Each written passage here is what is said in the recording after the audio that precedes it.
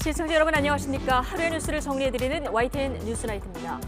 김기현 대표와 이뉴한 위원장이 만났습니다. 딱 20분 남짓 만남에서 희생안의 속도 조절에 두 사람이 공감하면서 일단 갈등은 봉합했다 이런 분석이 나오는데요. 그러나 불씨가 완전히 꺼진 건 아니죠. 오늘 만남 이후 혁신위 조기 해체 가능성도 다시 고개를 들고 있습니다.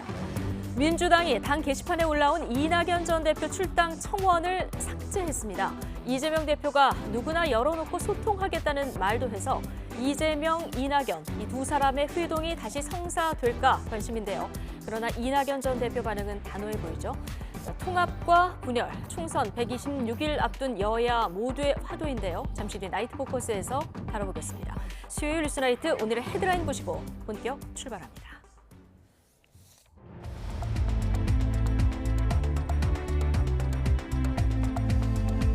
12월 6일 수요일 뉴스나이트 주요 뉴스입니다. 윤석열 대통령이 이동관 위원장 사퇴 5일 만에 새 방통위원장 후보자로 검사 출신 김홍일 국민권익위원장을 지명했습니다. 국민의힘은 빠른 지명을 반영했지만 더불어민주당은 검찰판 하나회 선배라며 맹비난했습니다. 파국 직전까지 갔던 국민의힘 김기현 대표와 이뉴한 혁신위원장이 전격 회동을 통해 희생안 속도 조절에 뜻을 모았습니다. 더불어민주당도 이재명 대표가 이낙연 전 대표의 출당 청원 삭제를 지시하며 통합에 방점을 찍는 모양새인데 두 사람 간 회동 가능성도 제기되고 있습니다. 오늘 오후 울산에서 2시간 가까이 대규모 정전이 이어졌습니다. 시내 신호등이 꺼지고 관공서에도 전기가 들어오지 않아 사무가 마비되는 등 불편이 이어졌습니다. 요소수 수급 불안에 주유소들이 자체적으로 판매 수량 제한에 나섰습니다. 정부는 수급 문제가 발생한 업체에 요소 비축량 2,000톤을 조기에 방출하는 등 대책 마련에 나섰습니다. 애플이 고의로 휴대전화 성능을 저하했다는 문제 제기와 관련해서 2심 재판부가 1심을 뒤집고 소비자의 손을 들어줬습니다. 법원은 소비자의 선택권이 침해됐다며 1인당 7만 원씩 배상해야 한다고 판단했습니다. 12.12 사태 관련 영화 흥행으로 전두환 씨에 대한 부정적 여론이 여전히 높은 가운데 전 씨의 유해를 경기도 파주에 묻으려는 유족 계획이 무산됐습니다. 유족의 매매를 검토했던 땅 주인은 이제 억만금을 주더라도 팔지 않을 거라고 밝혔습니다. 윤석열 대통령이 방송통신위원장 후보자로 검사 출신인 김홍일 권익위원장을 지명했습니다. 대통령실은 발탁 배경으로 공평무사한 업무 능력을 강조했는데 야당은 모든 자리를 특수통 검사로 채울 셈이냐며 검찰판 하나회라고 반발했습니다. 권남기 기자입니다. 윤석열 대통령이 장관급인 방송통신위원장 후보자로 김홍일 국민권익위원장을 지명했습니다.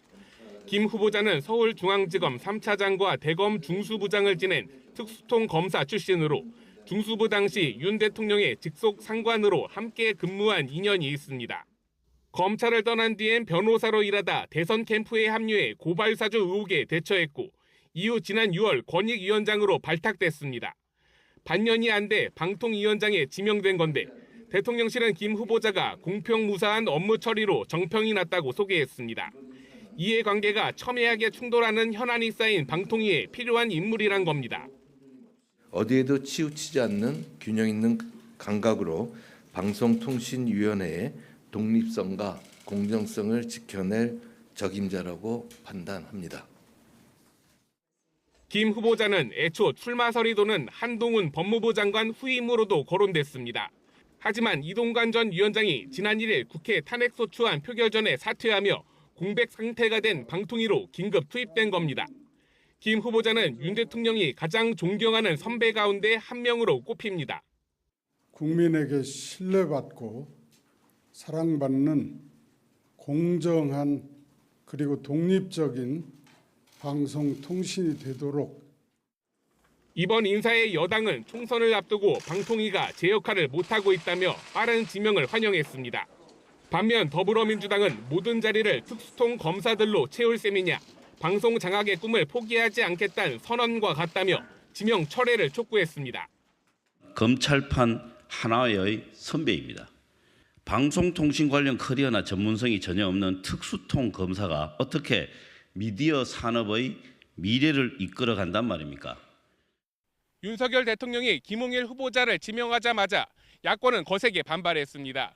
국회 인사청문회 때 여야의 거센 충돌이 불가피해 보이는 등 이번 인사를 둘러싼 정치권 공방은 한동안 이어질 것으로 보입니다. YTN 권남기입니다.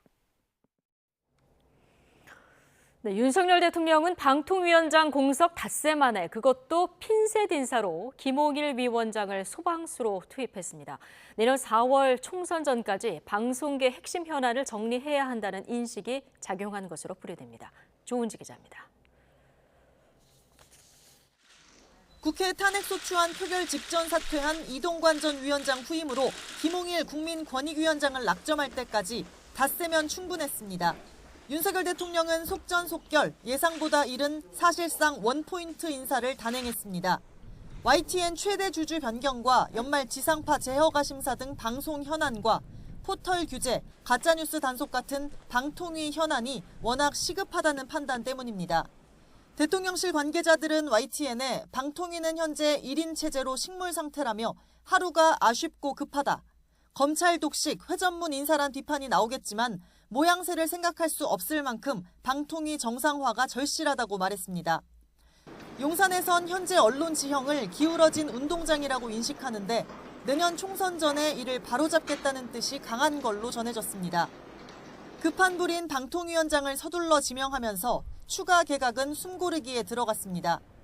대통령실 고위 관계자는 오는 11일 윤 대통령의 네덜란드 순방 전까지 개각 발표는 없다고 못 박았습니다.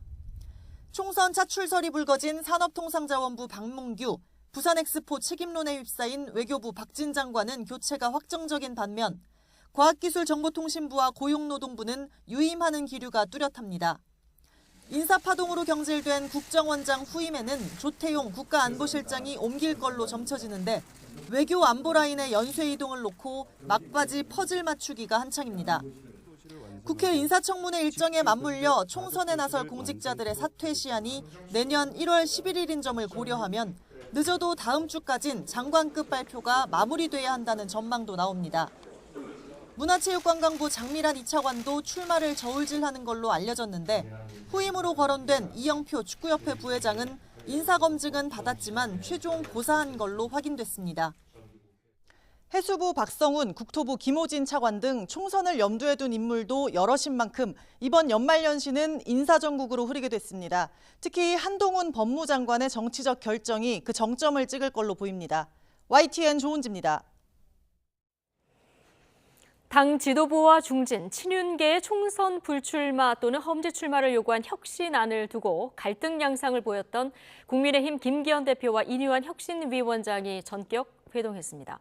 희생한 속도 조절의 뜻을 모으면서 파국 직전 일단 갈등을 봉합한 모습입니다. 박광열 기자입니다. 희생안을 놓고 힘겨루기를 이어온 국민의힘 김기현 대표와 이뉴한 위원장이 19일 만에 손을 맞잡았습니다. 표정은 밝았지만 갈등의 고를 반영하듯 인 위원장은 최대한 공개 발언을 아끼는 모습이었습니다. 역대 어느 혁신위원회보다 왕성하게 활동하시고 또 굉장히 국민적 관심 이끌어내고 수고 많으셨고요. 감사합니다.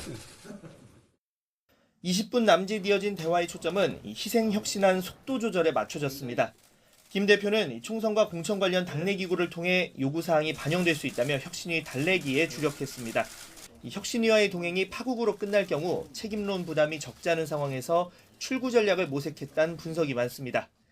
선거 과정에서 전략적으로 선택해야 할 일들이 있어서 지금 바로 수용하지 못하는 점은 이해해 주시기 바란다.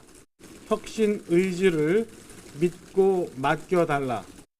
인 위원장도 김 대표의 혁신 의지를 재확인했다며 한 발 물러섰습니다.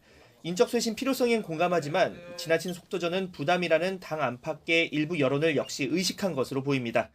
앞서 윤석열 대통령과 당 지도부 만남이 사실상 현 체제에 힘을 실어준 것 아니냐는 해석이 영향을 미쳤다는 얘기도 있습니다. 지금까지 혁신위가 절반의 성과를 만들어냈다면 나머지 절반의 성공은 당이 이루어지실 것으로 기대한다. 혁신위의 제안을 총선 승리의 밑거름으로 삼아주시기를. 이런 가운데 당 총선기획단은 총선 출마자를 상대로 국회의원 불체포 특권 포기 서약서를 받겠다고 발표했습니다. 혁신안 수용이라는 측면을 집중 부각하며 갈등 봉합 기류에 힘을 보탰습니다. 특권 내려놓기에 혁신위에 말씀하신 거에 저희가 부응해서 그런 결정을 오늘 했다는 점을 말씀을 드립니다. 혁신위는 내일 회의를 통해 혁신안을 마무리한 뒤 다음 주 월요일 최고위에 보고한다는 계획입니다. YTN 박광렬입니다. 더불어민주당 이재명 대표가 일부 당원이 제기한 이낙연 전 대표 출당 청원의 삭제를 지시한 것으로 확인되면서 통합행보에 시동을 건 것 아니냐는 분석이 나오고 있습니다. 일각에서 양측이 물밑에서 회동을 조율하고 있다는 얘기도 흘러나오는데 이낙연 전 대표는 일단 만남 가능성에 대한 즉답은 피했습니다. 손효정 기자입니다. 연일 이재명 대표 등 현 지도부와 대립각을 세운 이낙연 전 대표를 출당시키라는 청원글이 게시 이틀 만에 당 홈페이지에서 사라졌습니다. 이재명 대표가 직접 삭제를 지시한 것으로 파악됐습니다. 당 차원의 조치에서 이제 홈페이지에 내렸고 그것은 당대표의 지시가 있었습니다. 민주당 통합으로 가야 되는 부분에 있어서 상당히 위해적인 요소가 있기 때문에 총선을 앞두고 계파 갈등이 격화된 상황에서 이낙연 전 대표가 비명계의 구심점으로 떠오르자 먼저 화합의 손길을 내민 것으로 풀이됩니다. 실제로 이 전 대표 관련 질문에 그동안 침묵을 이어왔던 이재명 대표는 소통하고 대화하겠다는 뜻을 공개적으로 밝혔습니다. 당의 단합 그리고 소통은 매우 중요한 일이기 때문에 누구나 이렇게 열어놓고 소통하고 또 대화하고 협의해 나갈 생각입니다. 당은 물론 자신의 정치적 운명이 걸린 내년 총선에서 분열은 곧 필패라는 절박함이 반영됐다는 해석도 나오고 있습니다. 그래서 당 안팎에선 이재명 대표 측이 이 전 대표 측과 물밑에서 만남을 조율하고 있다는 전망까지 나왔습니다. 하지만 이낙연 전 대표 측은 말이 아닌 행동으로 보이라고 거듭 압박 수위를 높이며 이런 관측엔 선을 그었습니다. 통합의 메시지가 단순히 메시지로 끝나는 게 아니고 많은 분들을 만나고 목소리를 듣고 그다음에 그것을 당의 변화로 수용하는 게 매우 중요합니다. 이낙연 전 대표도 이른바 명락회동의 추가 성사 가능성에 대해선 말을 아끼며 즉답을 피했습니다. 제한이 온다면 어떻게 해야 총선을 잘 치를 것인가 하는 것은 당과 후보자들이 결정할 일이지요. 특별히 의견을 더 말할 것은 없습니다. 오히려 전직 총리들과 만남이 있을 수 있다며 이낙연, 김부겸, 정세균 등 문재인 정부 시절 총리 3인방 연대설의 불씨를 살려놨습니다. 현역 의원 평가 결과가 곧 공개되면 공천 심사를 둘러싼 갈등은 더 격화될 수밖에 없는 만큼 내용 수습이 이재명 대표의 최대 과제로 떠오르는 모습입니다. YTN 손효정입니다. 더불어민주당은 내년 총선에 출마할 예비 후보자를 검증할 때 막말 논란도 살펴보기로 했습니다. 당 총선기획단 간사인 한병도 의원은 오늘 최고위 회의 뒤 기자들과 만나 예비 후보자 검증 신청 서약서의 기존 5개 항목에 막말 검증 기준을 넣어서 6개 항으로 변동됐다고 설명했습니다. 요소 수급 불안에 주유소들은 잇따라 판매 수량 제한에 들어갔습니다.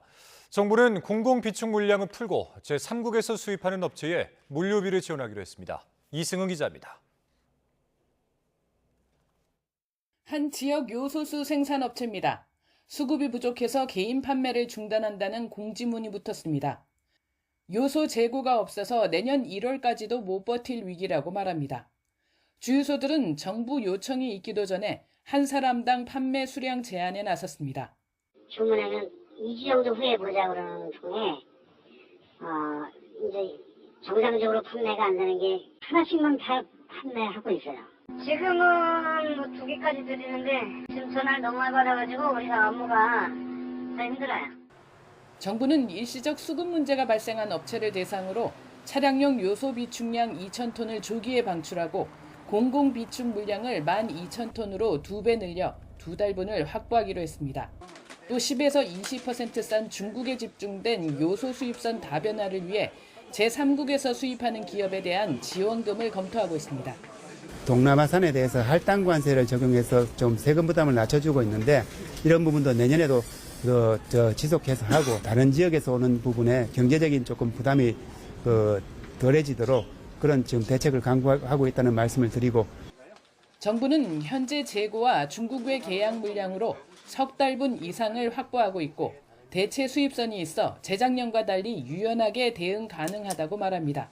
또 중국도 공급망 갈등이 부각되는 걸 원치 않고 있다고 덧붙였습니다. 하지만 재작년 요소 파동 이후 중국 의존도가 60%까지 떨어졌다가 다시 91%로 올라간 상황을 방치한 점은 문제가 있다는 지적이 잇따릅니다. 주로 자원을 많이 확보하고 있는 광산을 우리나라가 M&A 할 수 있도록 기업들을 좀 유인한다든가, 우리는 기술을 제공하고 우리는 또 안정적으로 자원을 조달받는 그런 협력 체제를 공고히 해나가는 것이 지금이야 비로소 필요한 상황이 아닌가. 요소 외에도 반도체와 2차 전지, 전기차 등 중국의 자원민족주의가 언제든 우리 경제 핵심 동력을 멈춰 세울 수 있는 만큼 제도적 보완이 더욱 중요해지고 있습니다. YTN 이승은입니다. 중국 관영신문은 최근 요소 수출 통제에 한국이 의심병 증세를 보인다며 협상을 통해 우려를 해소할 수 있다고 썼습니다. 중국 관영 환구시보는 기고문을 통해 요소수 문제와 관련해 중국에 대한 한국의 의심병은 실제로는 일각의 공황증이라고 주장했습니다.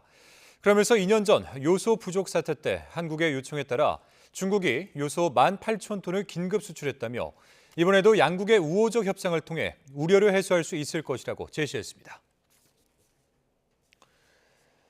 애플이 운영체제 업데이트를 통해 고의로 기기 성능을 떨어뜨렸다며 소비자들이 제기한 손해배상 소송 항소심에서 애플 책임을 일부 인정하는 판결이 처음으로 나왔습니다.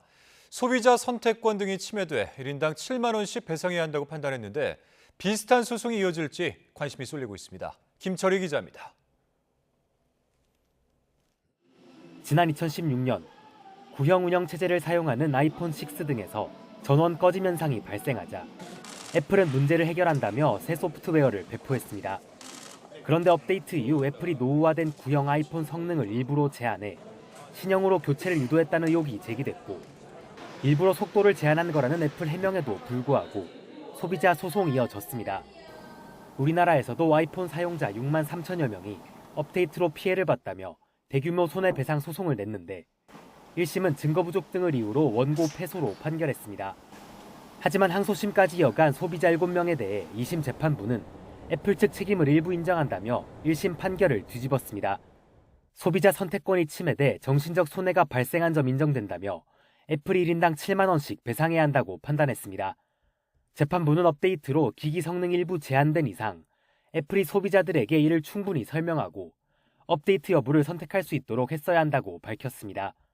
특히 애플과 소비자들 사이 정보 비대칭성이 존재하는 상황에서 소비자들은 업데이트가 기기 성능을 개선할 거라고 믿을 수밖에 없었다며 고지 의무 중요성을 강조하기도 했습니다.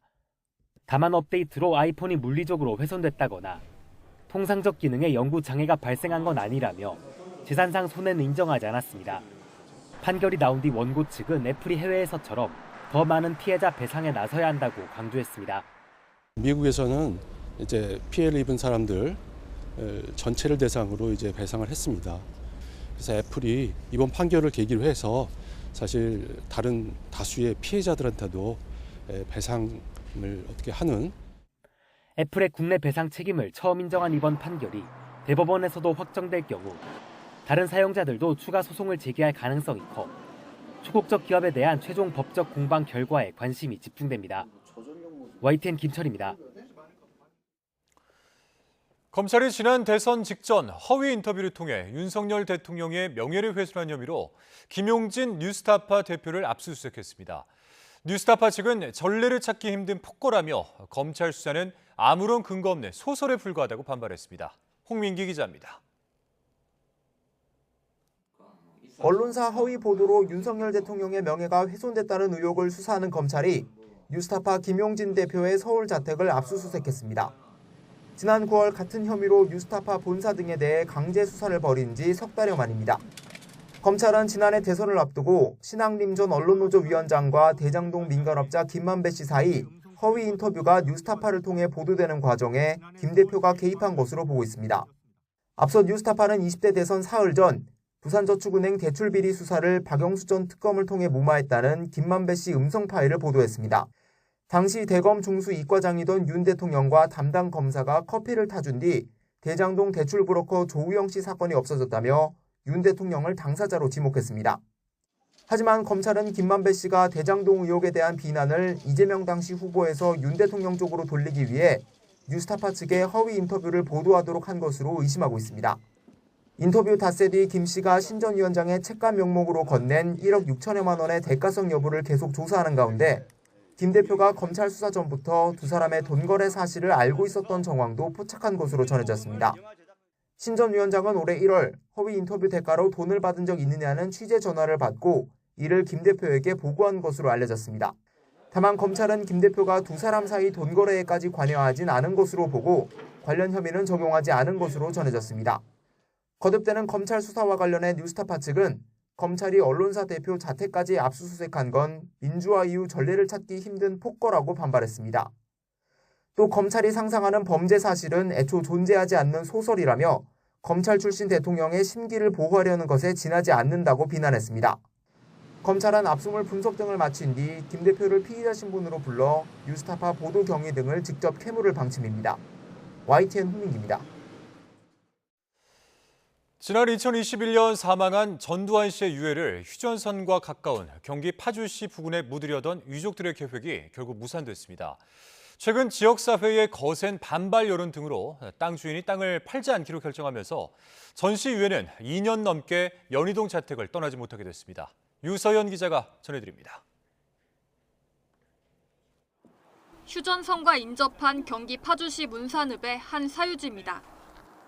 북한과 거리가 10km 정도로 날이 좋으면 개성공단이 보일 정도입니다. 바로 전두환 씨 유족이 전 씨 시신을 안장하기 위해 구입하려던 땅입니다. 전두환 일가는 북한이 보이는 전망대 부근 땅 1,700평가량을 사려고 했던 것으로 파악됐습니다.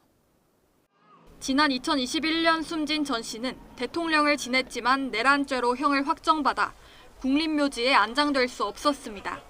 유족들은 대신 북한이 내려다 보이는 곳에 묻히고 싶다는 전 씨 뜻을 따르기로 한 겁니다. 화장해서 북녘 땅이 보이는 곳에 뿌려달라고도 하셨습니다. 하지만 전 씨 유족 측이 땅 주인과 접촉한 사실이 알려지면서 지역 여론이 들끓었습니다. 시민단체는 물론 지자체까지 파주 어디에도 전 씨가 편히 잠들 곳은 없다며 한 목소리로 거세게 반발했습니다. 생전에 자기 과거에 대한 진실적인 반성도 한 적이 없고, 그리고 국민 모두가 이제 공분을 샀던 이제 광주 학살의 원흉이기도 한데 결국 유족들의 계획은 원점으로 돌아갔습니다. 앞서 매매를 검토했던 땅 주인이 논란이 불거진 뒤 어느 누가 와도 팔지 않기로 마음을 바꿨기 때문입니다. YTN 취재진이 직접 만난 땅 주인은 시끄러워지는 것도 싫고 이제는 억만금을 주더라도 땅을 팔지 않겠다고 강조했습니다.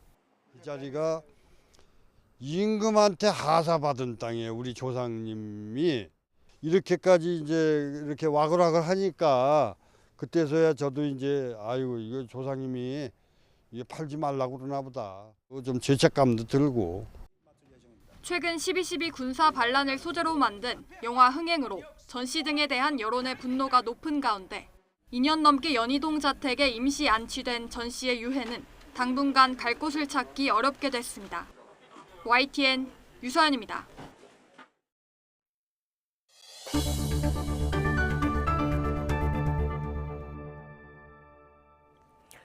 이틀간 이어진 조희대 대법원장 후보자의 국회 인사청문회에서 여야는 모처럼 정치 공방 없이 정책과 자질 검증에 주력하는 모습을 보였습니다.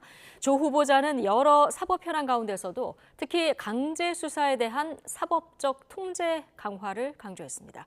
보도에 부장훈 기자입니다.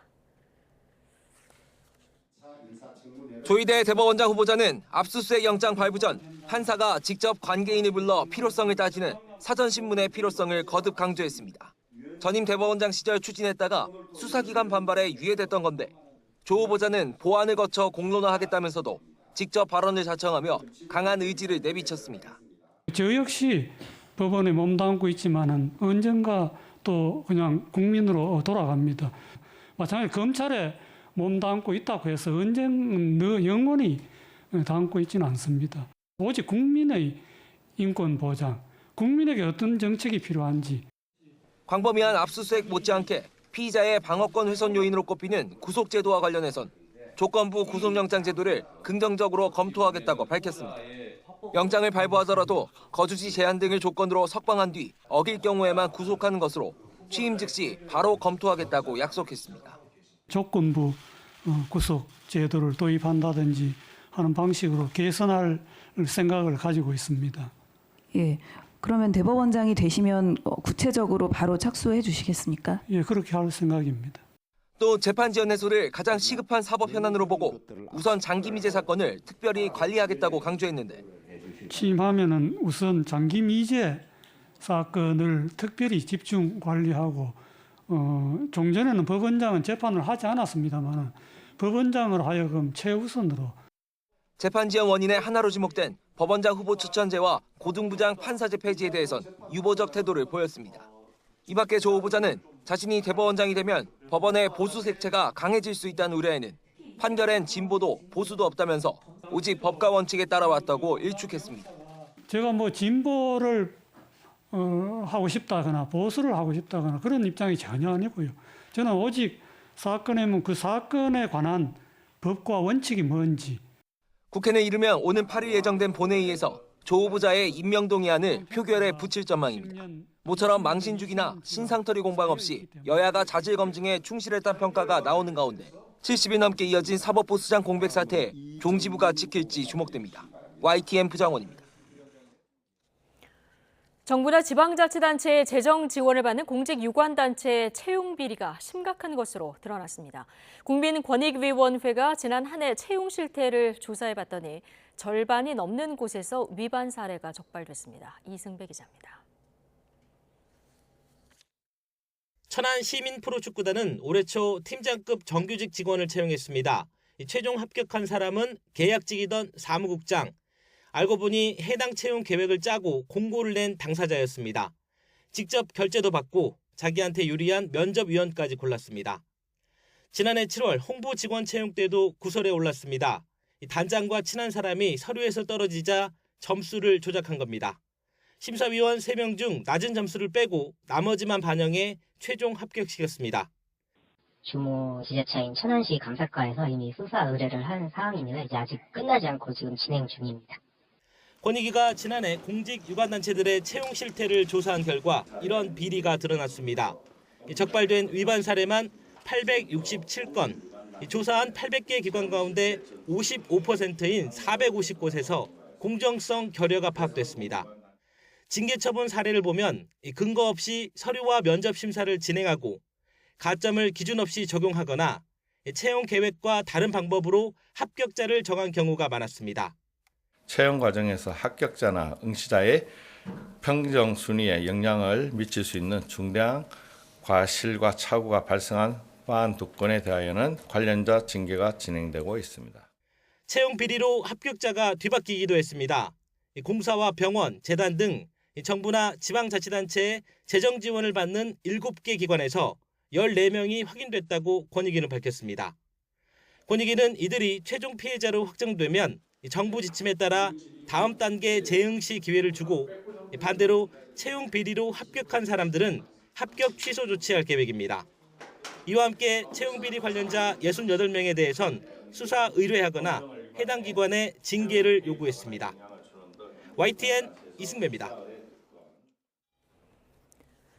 북한이 김정은 국방위원장의 딸 김주애를 지속적으로 부각하는 것은 세습 의지를 과시하기 위해서 서두르는 것이라고 김영호 통일부 장관이 말했습니다.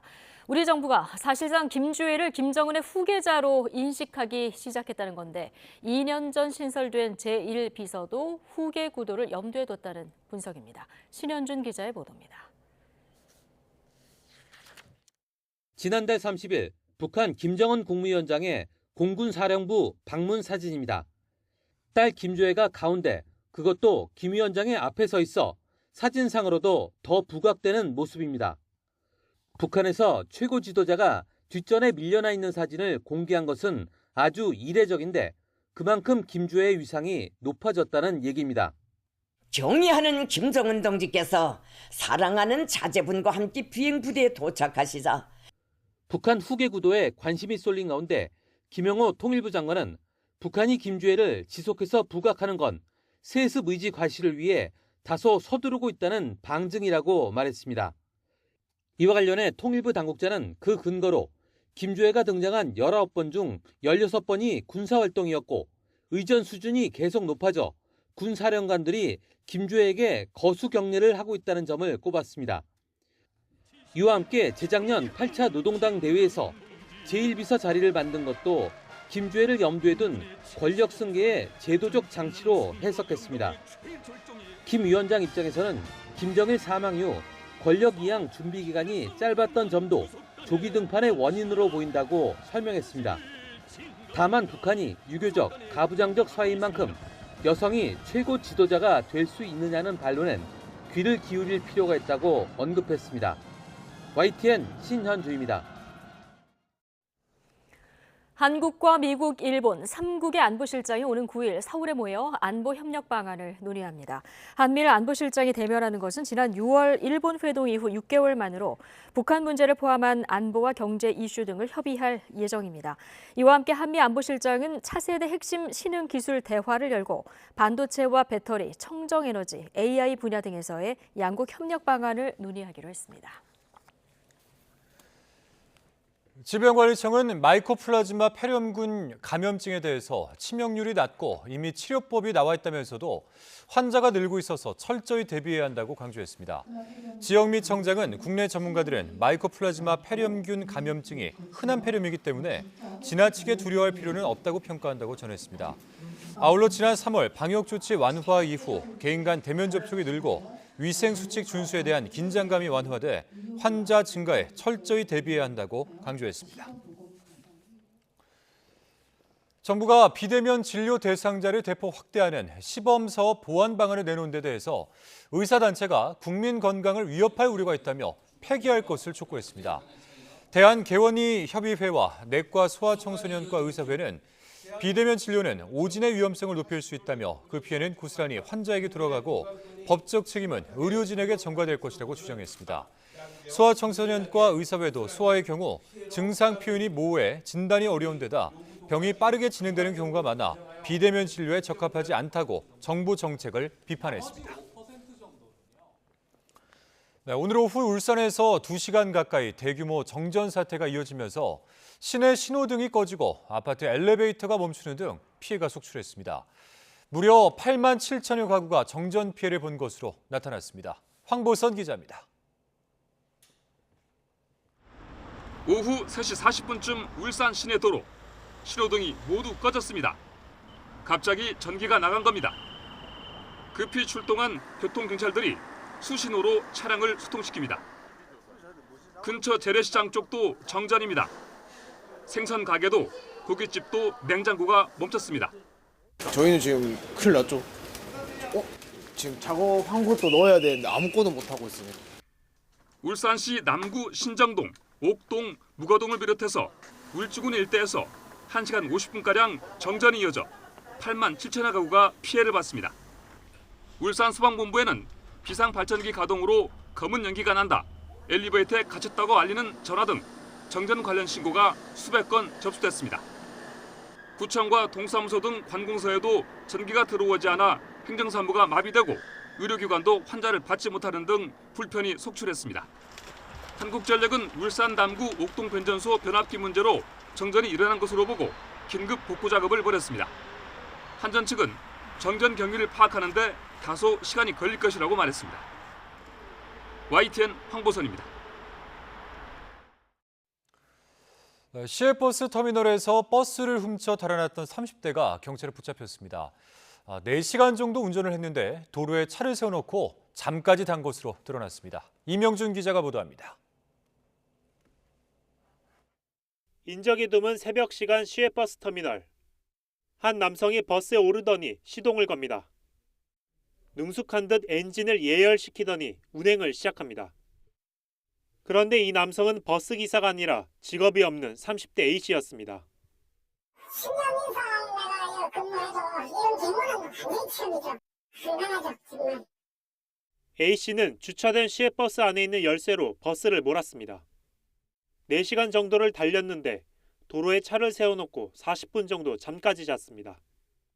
새벽 질주는 터미널에서 직선 거리로 1km가량 떨어진 도로의 중앙분리대를 들이받고서야 끝났습니다. A씨는 행인의 신고를 받고 출동한 경찰에 현행범으로 체포됐습니다. 버스 운전 경력이나 대형 차량, 화물 차량 등 운전 경력은 확인할 수 없는 상태이지만 대형 차량 등 운전을 할 수 있는 자격 요건은 충분히 되는 사람입니다. 당시 A씨는 술을 마신 상태는 아니었습니다.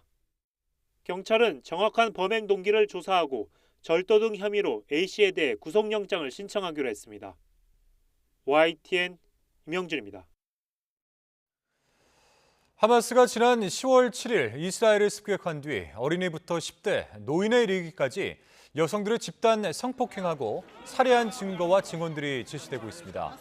피해자들의 신원 파악 작업을 한 예비군 대위 마야는 영국 BBC 방송에서 모든 연령대의 많은 여성과 소녀들의 시신에서 멍과 상처를 살핀 결과 성적 학대를 당한 사실을 알 수 있었다고 밝혔습니다. NBC 방송도 당시 수십 명의 여성이 조직적으로 성적 학대, 신체 훼손을 당한 것을 보여주는 여러 증거를 이스라엘군과 정부로부터 확보했다고 보도했습니다. 힐러리 클린턴 전 미국 국무장관은 이스라엘이 하마스 성범죄 증언을 공개한 자리에서 우리는 글로벌 공동체로서 성폭력 무기화에 확고한 규탄으로 대응해야 한다면서 어떤 정당화도 있을 수 없다며 인간성에 대한 범죄라고 규탄했습니다. 반면 하마스는 이스라엘이 주장하는 성범죄 등 잔혹 행위는 하마스 공격 이후 침입한 다른 무장 세력이 저지른 것이라며 의혹을 부인하고 있습니다. 일시 휴전 뒤 가자지구 남부로 총구를 돌린 이스라엘군이 칸 유니스에 진입해 시가전을 시작했습니다. 피라민 등 민간인 밀집지기여서 국제사회가 인도주의적 대참사를 우려하며 즉각 휴전을 촉구하고 나섰습니다. 류재용 기자입니다. 공중 지원을 받으며 탱크와 장갑차, 불도저 등을 앞세워 칸 유니스를 에워쌌던 이스라엘군이 시내로 진입했다고 확인했습니다. 격렬한 시가전의 시작도 알렸습니다. 이스라엘 남부군 사령관은 가자 지구에서 지상작전을 벌인 이래 가장 격렬한 전투를 벌였다고 밝혔습니다. 이스라엘군은 거의 모든 건물과 집에서 무기를 발견하고 있고 동시에 교전을 벌이고 있다고 설명했습니다. 피란민 밀집 지역에서 본격 지상작전이 시작되자 국제사회는 종말론적 상황, 지옥 시나리오의 전개라고 개탄하며 즉각 휴전을 촉구하고 나섰습니다. In Khan Yunis Governorate, aid distribution largely stopped due to the intensified hostilities or the intensity of the hostilities. 노르웨이 난민위원회는 현재 가자 남부에서는 수만 명이 공습에 노출된 채 길에서 지내고 있고 직원들도 마찬가지라며 살인 행위를 멈추라고 요구했습니다. 하지만 네타냐후 이스라엘 총리는 인질 일부 포기 발언까지 하며 결전 의지를 굽히지 않고 있고 전후에도 가자 지구에 대한 주도권을 갖겠다는 뜻을 분명히 했습니다. עזה חייבת להיות מפורזת. וכדי שעזה תהיה מפורזת, יש רק כוח אחד שיכול לדאוג לפירוז הזה. והכוח הזה 이런 가운데 미국 정부는 서한 지구에서 팔레스타인 주민들을 공격한 극단주의 이스라엘 정착민들과 그 가족들에 대해 이례적으로 미국 비자 발급을 제한하고 입국을 금지하며 이스라엘에 경고하고 나섰습니다. YTN 유재용입니다.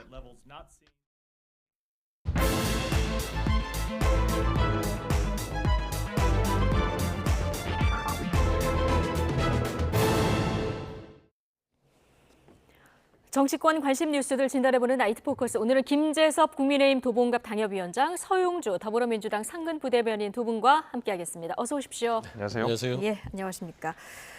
윤석열 대통령이 방송통신위원회 구원투수로 김홍일 국민권익위원회 위원장을 지명했습니다. 여야 평가는 극명하게 엇갈리고 있는데요. 영상으로 먼저 보고 오시겠습니다.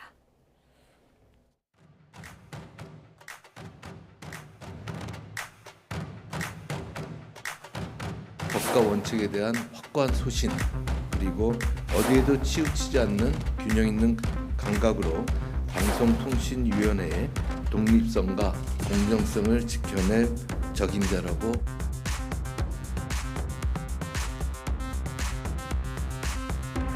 국민에게 신뢰받고 사랑받는 공정한 그리고 독립적인 방송통신이 되도록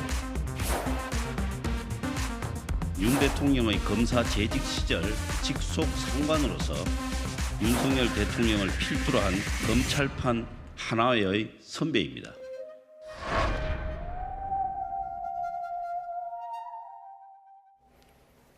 네. 자, 이동관 위원장이 사퇴한 지 좀 닷새 됐는데요. 사실상 원포인트 인사를 단행한 겁니다.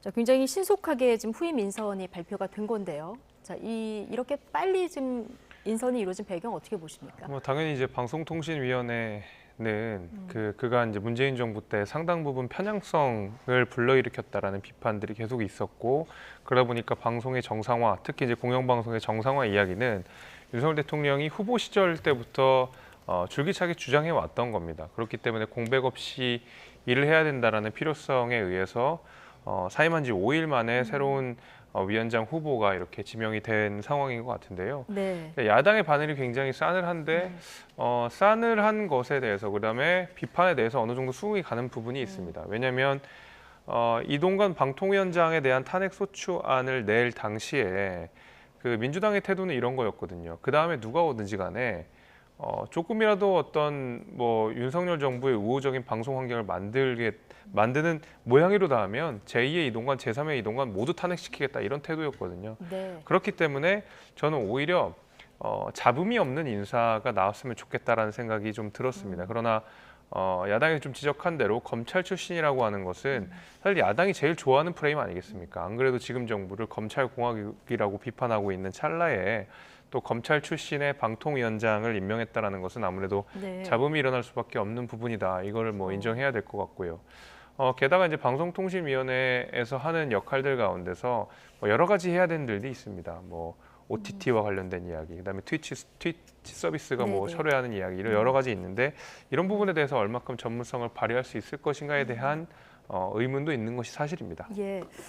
자, 굳이 야당에서 제2의 이동관, 제3의 이동관 나오면 반대하겠다 이 얘기를 했는데 이렇게 비판을 감수할 만한 그 인사를 단행한 것에 대한 얘기를 좀 해주셨는데 야당에서는 또 검찰 출신이냐 이 비판이 당장 나왔고요. 또 윤석열 대통령이 직속 상관이었다는 점도 문제를 삼고 있는데 자, 지금 잦은 철회를 벌써 요구하고 있어요. 좀 검증을 좀 해보고 해야 되는 거 아닐까요? 아니 누가 보더라도 이건 꼭 민주당만 아니더라도 국민들도 의아해할 겁니다. 방송통신위원장에 이분이 원래 조폭을 전문적으로 잡던 강력부의 이제 검사 출신이셨고 나중에 이제 특수부였는데 그게 이제 전 이명박 전 대통령과 관련된 BBK 사건 그거를 뭐 이제 무죄로 주장했다가 하여튼 나중에는 윤석열 대통령과 한동훈 지금 현 장관이 당시 검사 시절에 네. 구속을 시켰지 않습니까? 그런 인연이 있고요. 당시 또 부산저축은행 당시에 관련된 사건들이 지금 저 윤석열 대통령과의 관계성이 떠오르는데 당시 상관으로 윤석열 대통령이 모셨던 분입니다. 그러니까 이게 어떻게 보면 왜 이게 방송통신위원회에 이런 분을 데려다 놨지라는 거거든요. 국민들이 금융감독원장 이복현 원장 할 때도 당시 그 임명을 할 때 이유가 금융수사를 많이 해봐서 금융감독원장을 했다 이거예요. 그리고 거기까지 해도 돼요. 그러면 방통위원장은 그러면 저분이 뭘 했죠? 조폭을 때려잡았는데 그러면은 언론사나 방송에 있는 마음에 안 들면 조폭으로 규정하고 때려잡을 겁니까? 그런 게 전혀 안 맞잖아요. 네. 그리고 권익위원장으로 임명된 지 5개월밖에 안 된 분이었습니다. 차라리 권익위원장이 맞죠. 검사 시절에 여러 가지 권익 부분들은 그런 전문성은 맞는데 제가 봐서는 이거는 왜 이런지 모르겠어요. 이렇게 오만하고 독선적으로 국정 운영도 되는 것인가 국민들은 궁금해하고 이동관 전 방통위원장 말을 저는 이게 대통령실과 뭔가 교감이 있었구나. 내가 떠나도 제2, 제3의 이동관이 나올 것이다 라고 했던 말이 실현이 됐잖아요. 이런 측면에서 용산은 아직도 강서구의 국민들의 이 심판에 대해서 다 무시해버린 것이다. 네. 저는 그렇게 평가할 수밖에 없습니다. 두 분 모두 이제 전문성이 관련 분야에 없다 이 부분을 좀 지적을 해주셨는데 그런데 그동안 방송통신위원장의 이력을 보면 법조인 출신이 꽤 되긴 해요. 뭐 사실 이제 그런 건 맞는데 최근에 이제 급격하게 통신 환경들이 변화하고 있다는 사실을 우리는 인정을 해야 될 것 같습니다. 그러니까 뭐 제가 앞서 말씀드린 대로 OTT 서비스 이거 어떻게 할 것인가 사실 아직 규제에서는 거의 손 놓고 있는 영역이거든요. 네. 그다음에 뭐 망과 관련된 이야기, 통신망과 관련된 이야기 여러 가지 전문적인 그 분야들로 들어가게 되면 사실은 다뤄야 될 이슈들이 굉장히 많습니다. 그래서 과거에는 어떤 방송 환경이 공영방송 내지는 라디오 뭐 몇 개 종편 정도로 구성이 되어 있을 때는 방송통신위원회가 나름의 공정성, 객관성을 가지고 뭐 투명한 방송 환경을 만드는 데 집중을 해야 됐다고 한다 그러면 최근에 이제 방송통신위원회 역할들은 상당히 네. 많이 좀 전문화되고 세분화되고 있다라는 걸 생각해 보면 네. 과거의 전통대로 뭐 법률가이기 때문에 당연히 괜찮다라는 방식의 이야기는 아무래도 설득력이 좀 떨어지지 않을까라는 게 제 생각입니다. 네. 자, 민주당 지금 벼르고 있고요. 지명 철회를 요구를 하고 있는데 대통령이 임명을 하게 되면 그럼 또 탄핵 카드 가지고 나옵니까? 뭐 탄핵 카드를 벌써부터 얘기를 할 수는 없지요. 예. 그런데 이제 이게 무슨 국정운영으로 오기로 하신다면 민주당도 그런 길을 갈 수밖에 없지 않겠습니까? 예를 들면 이동관 전 방통위원장을 꼼수 사퇴시킨 이유 명분 이게 이런 겁니다. 저희가 꼼수라고 주장한 증거가 이거예요. 그러니까 기본만 하는 사람을 데려다 놓으시면 민주당이 탄핵이라는 이런 좀 복잡하고 네. 정치적으로 부담이 되는 일을 하겠습니까? 왜 윤석열 대통령께서는 이렇게 본인의 독선적인 국정 운영이 잘못됐다는 걸 알지 못할까요? 그리고 대한민국이 검사의 나라입니까? 아무리 그래도 국민권익위원장 하던 분을 방통위원장으로 5개월 만에 그만두게 하고 네. 불러일으켰다? 이 대놓고 언론장악 하겠다는 거 아닙니까? 그러니까 탄핵해볼 테면 해봐라. 나는 끝까지 가겠다. 총선 4월이니까 내년 4월까지 방송장악 내가 원하는 대로 할 테니까 우리는 더 이상 야당과는 얘기하지 않겠다. 이런 네. 것이거든요. 예. 근데 저는 철회를 하시면 맞아요. 이동관 전 방통위원장 왜 탄핵까지 가서 중간에 사퇴하게 되는 이런 불행이 초래됐냐면 윤석열 대통령 때문입니다. 윤석열 대통령이 이동관 전 방통위원장 임명될 때 야당이 임명할 때부터 하지 마세요. 임명하고 나서도 청문회 끝나고 이분 안 됩니다. 안 됩니다. 철회하십시오. 했는데 그냥 강행했어요. 결국에는 탄핵 절차로 가지 않습니까? 그러면 또 김홍일 지금 방통위 후보자 다시 오셨는데 예. 전문성도 없고 여러 가지 자격도 안 되는 분을 지금 데려다 놨어요. 그러면 야당이 지금 또 주장하죠. 안 됩니다. 대통령님 좀 이제 좀 제대로 된 기본만 갖춘 분을 하시죠라고 했는데 또 안 듣고 이동관 전 방통위원장의 수순을 간다? 그러면 민주당도 그렇게 갈 수밖에 없는 거 아니겠어요? 근데 그동안의 어떤 경력이나 전문성을 가지고 앞으로 직무를 수행할 능력을 평가할 수는 없는 거고요. 저는 예. 이게 뭐 어떤 직무와 이런 관련성을 해봐야 한다라고 네. 하는데 하나를 보면 열을 한다는 것은요 너무나 당연한 법칙입니다. 왜 중수부장으로 모시고 있던 선배 검사 출신을 권익위원장까지는 자리 어떤 보온으로 보낼 수는 있어요. 하지만 방통위는 지금 야당과 치열하게 아주 네. 민감하게 부딪히고 있는 사안 아닙니까? 그러면은 대통령이 이 정도는 양보를 해야 되는 거 아니겠어요?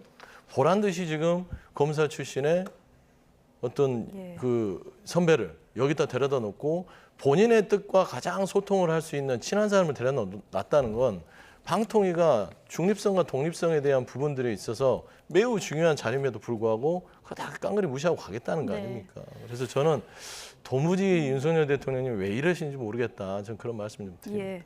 지금 두 분 말씀 들으니까 국회에서 이제 방통위원장 임명 관련해서는 뭐 대치 전선이 2라운드가 펼쳐질 것 같은 이런 느낌이 드는데요. 자, 추가 개각은 대통령 네덜란드 방문 이후에 좀 단행될 거다 이런 전망이 나오고 있는데 특히 어떤 분이 주목됩니까? 일단은 우리가 이제 6명의 장관 네. 후보자들이 이제 임명이 된 가운데서 이제 3분이 여성분이고 이제 3분이 남성분 이렇게가 되어 있었는데 저는 이제 대부분 이제 전문성을 인정할 수가 있는데 유독 이제 2분의 경우 특히 이제 중기부 관련돼서는 저는 약간 전문성을 조금 의심할 수밖에 없는 그런 상황이 저는 있다고 예. 생각합니다. 왜냐하면 지난 6명 인사 평가 말고요. 예, 예. 네.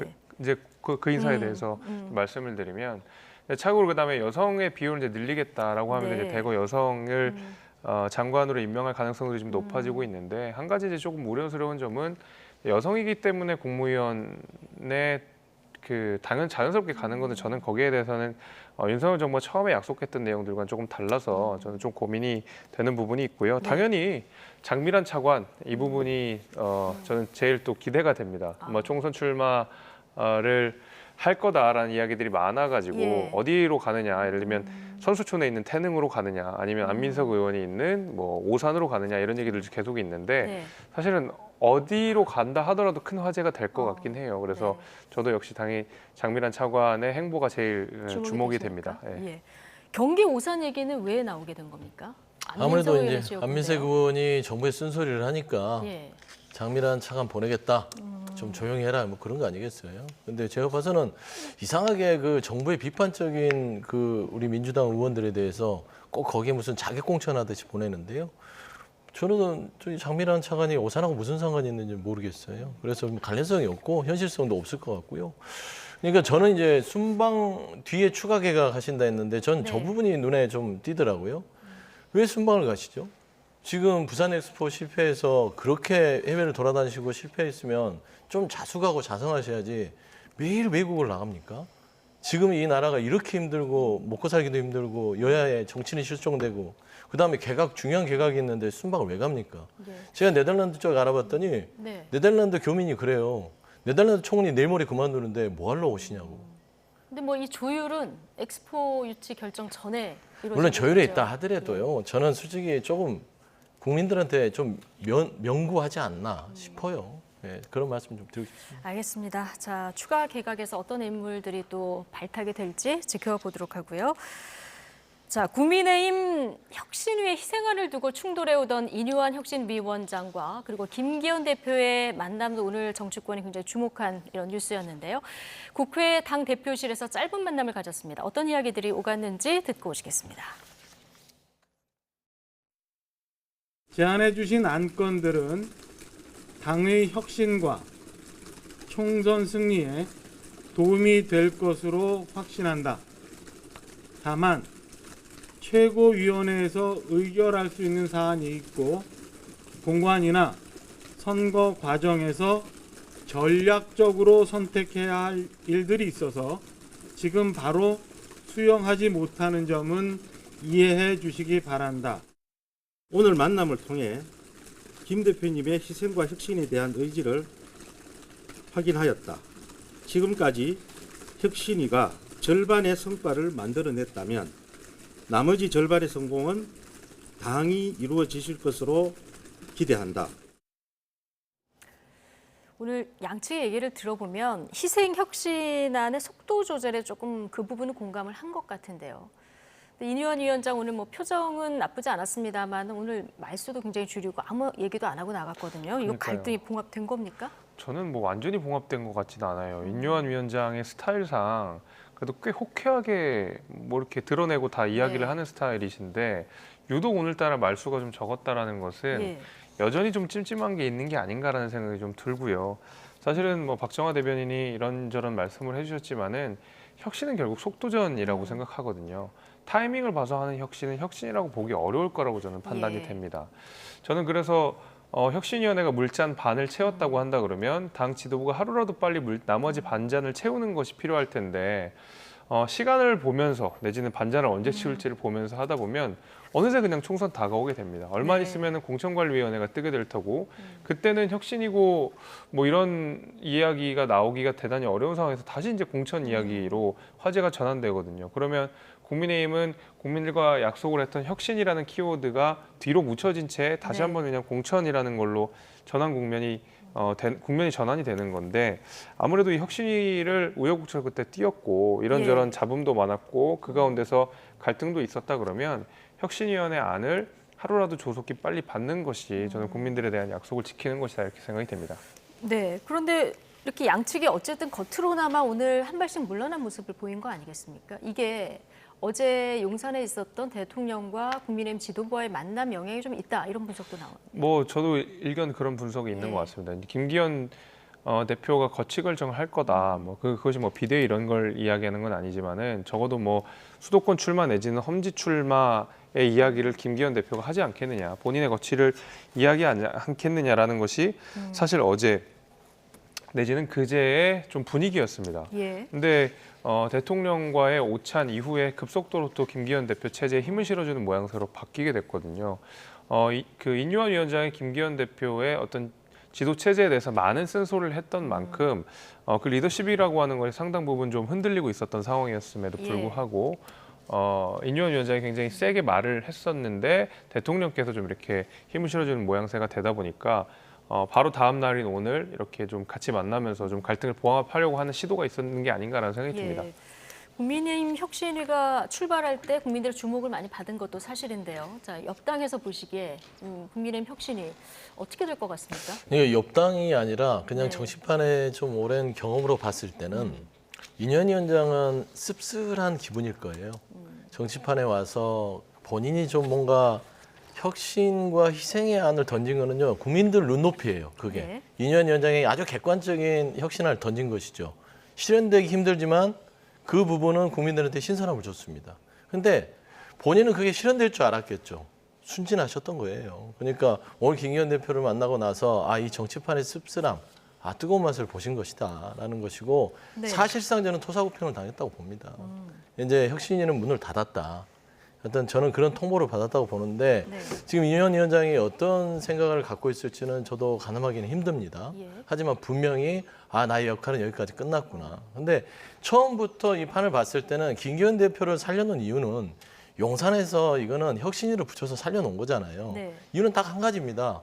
용산이 이번 총선에서의 공천을 원활하게 개입하기 위해서는 김기현 대표가 있어야 돼요.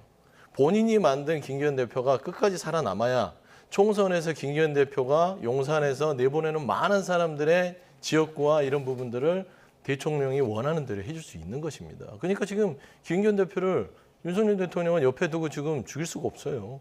그러니까 결국에는 인유한 혁신위원장은 김기현 2기 체제를 살려주기 위한 하나의 반창고 역할을 했던 것입니다.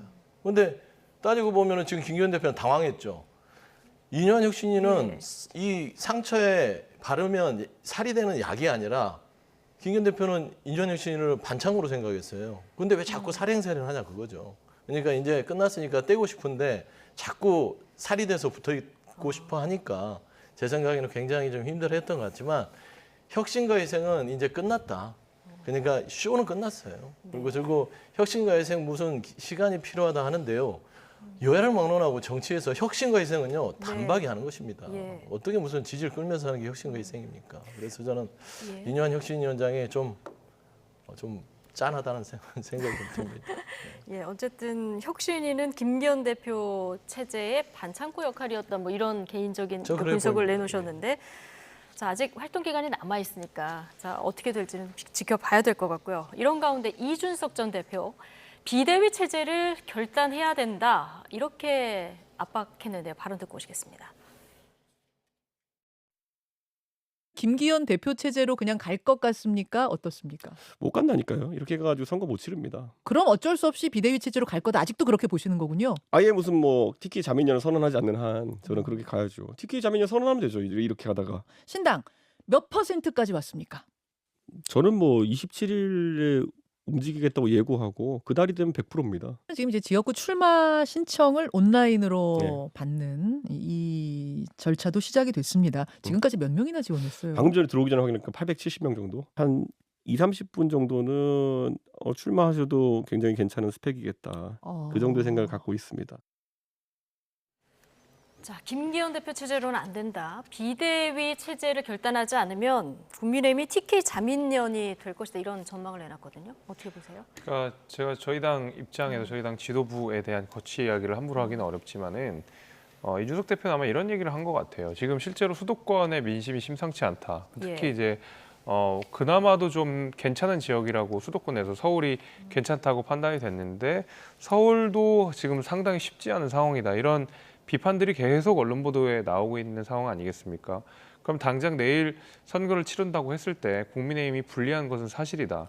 그리고 선거가 어떤 식으로 진행이 되든 항상 당선이 되는 그리고 많이 당선이 되는 네. 영남과 강남 이외에는 사실은 질 가능성이 높다라는 이야기를 이렇게 좀 강하게 좀 하신 것 같아요. 그래서 이석 대표의 말에 저는 그래도 무게를 두고 우리가 좀 경각심을 가져야 된다. 단순히 그냥 이준석 대표가 이제 신당을 차릴 거니까 그냥 네. 국민의힘을 깎아내리기 위한 소리다 이렇게만 받아들이지는 않고 냉정하게 받아들이고 쉽지 않은 선거를 치러야 되는 것을 전제로 해가지고 당을 빠르게 개혁하는 것이 필요하지 않을까 저는 이렇게 생각이 여전히 듭니다. 충정이 담긴 어떤 고언이다 이렇게 들으십니까? 뭐 아직 그럼요. 저는 바로 직전 당대표였기 때문에 물론 본인이 신당을 차린다고 하더라도 국민의힘이 전직 당대표로서 국민의힘에 대한 애정은 당연히 남아있을 수밖에 없다고 생각하거든요. 예. 저는 그래서 아마 상당 부분 그런 애정 어린 그다음에 애증에 쓴소리를 했다고 생각합니다. 네, 애증의 쓴소리. 27일 신당 창당 관련해서 27일을 또 한 번 언급을 했는데 이준석 전 대표의 마음속에 아주 조금이라도 국민의힘으로 다시 돌아갈 마음은 남아있는 돌아갈 건가요? 마음은 없어요. 전혀 돌아갈 없다고 수도 보십니까? 없고 돌아갈 마음도 없는데 아까 말씀했듯이 뭐 바람이겠죠. 국민의힘에 대한 애정. 네. 근데 저는 이준석 전 대표가 얘기하는 것은요. 보수에 대한 애정은 있는 것 같아요. 분명히.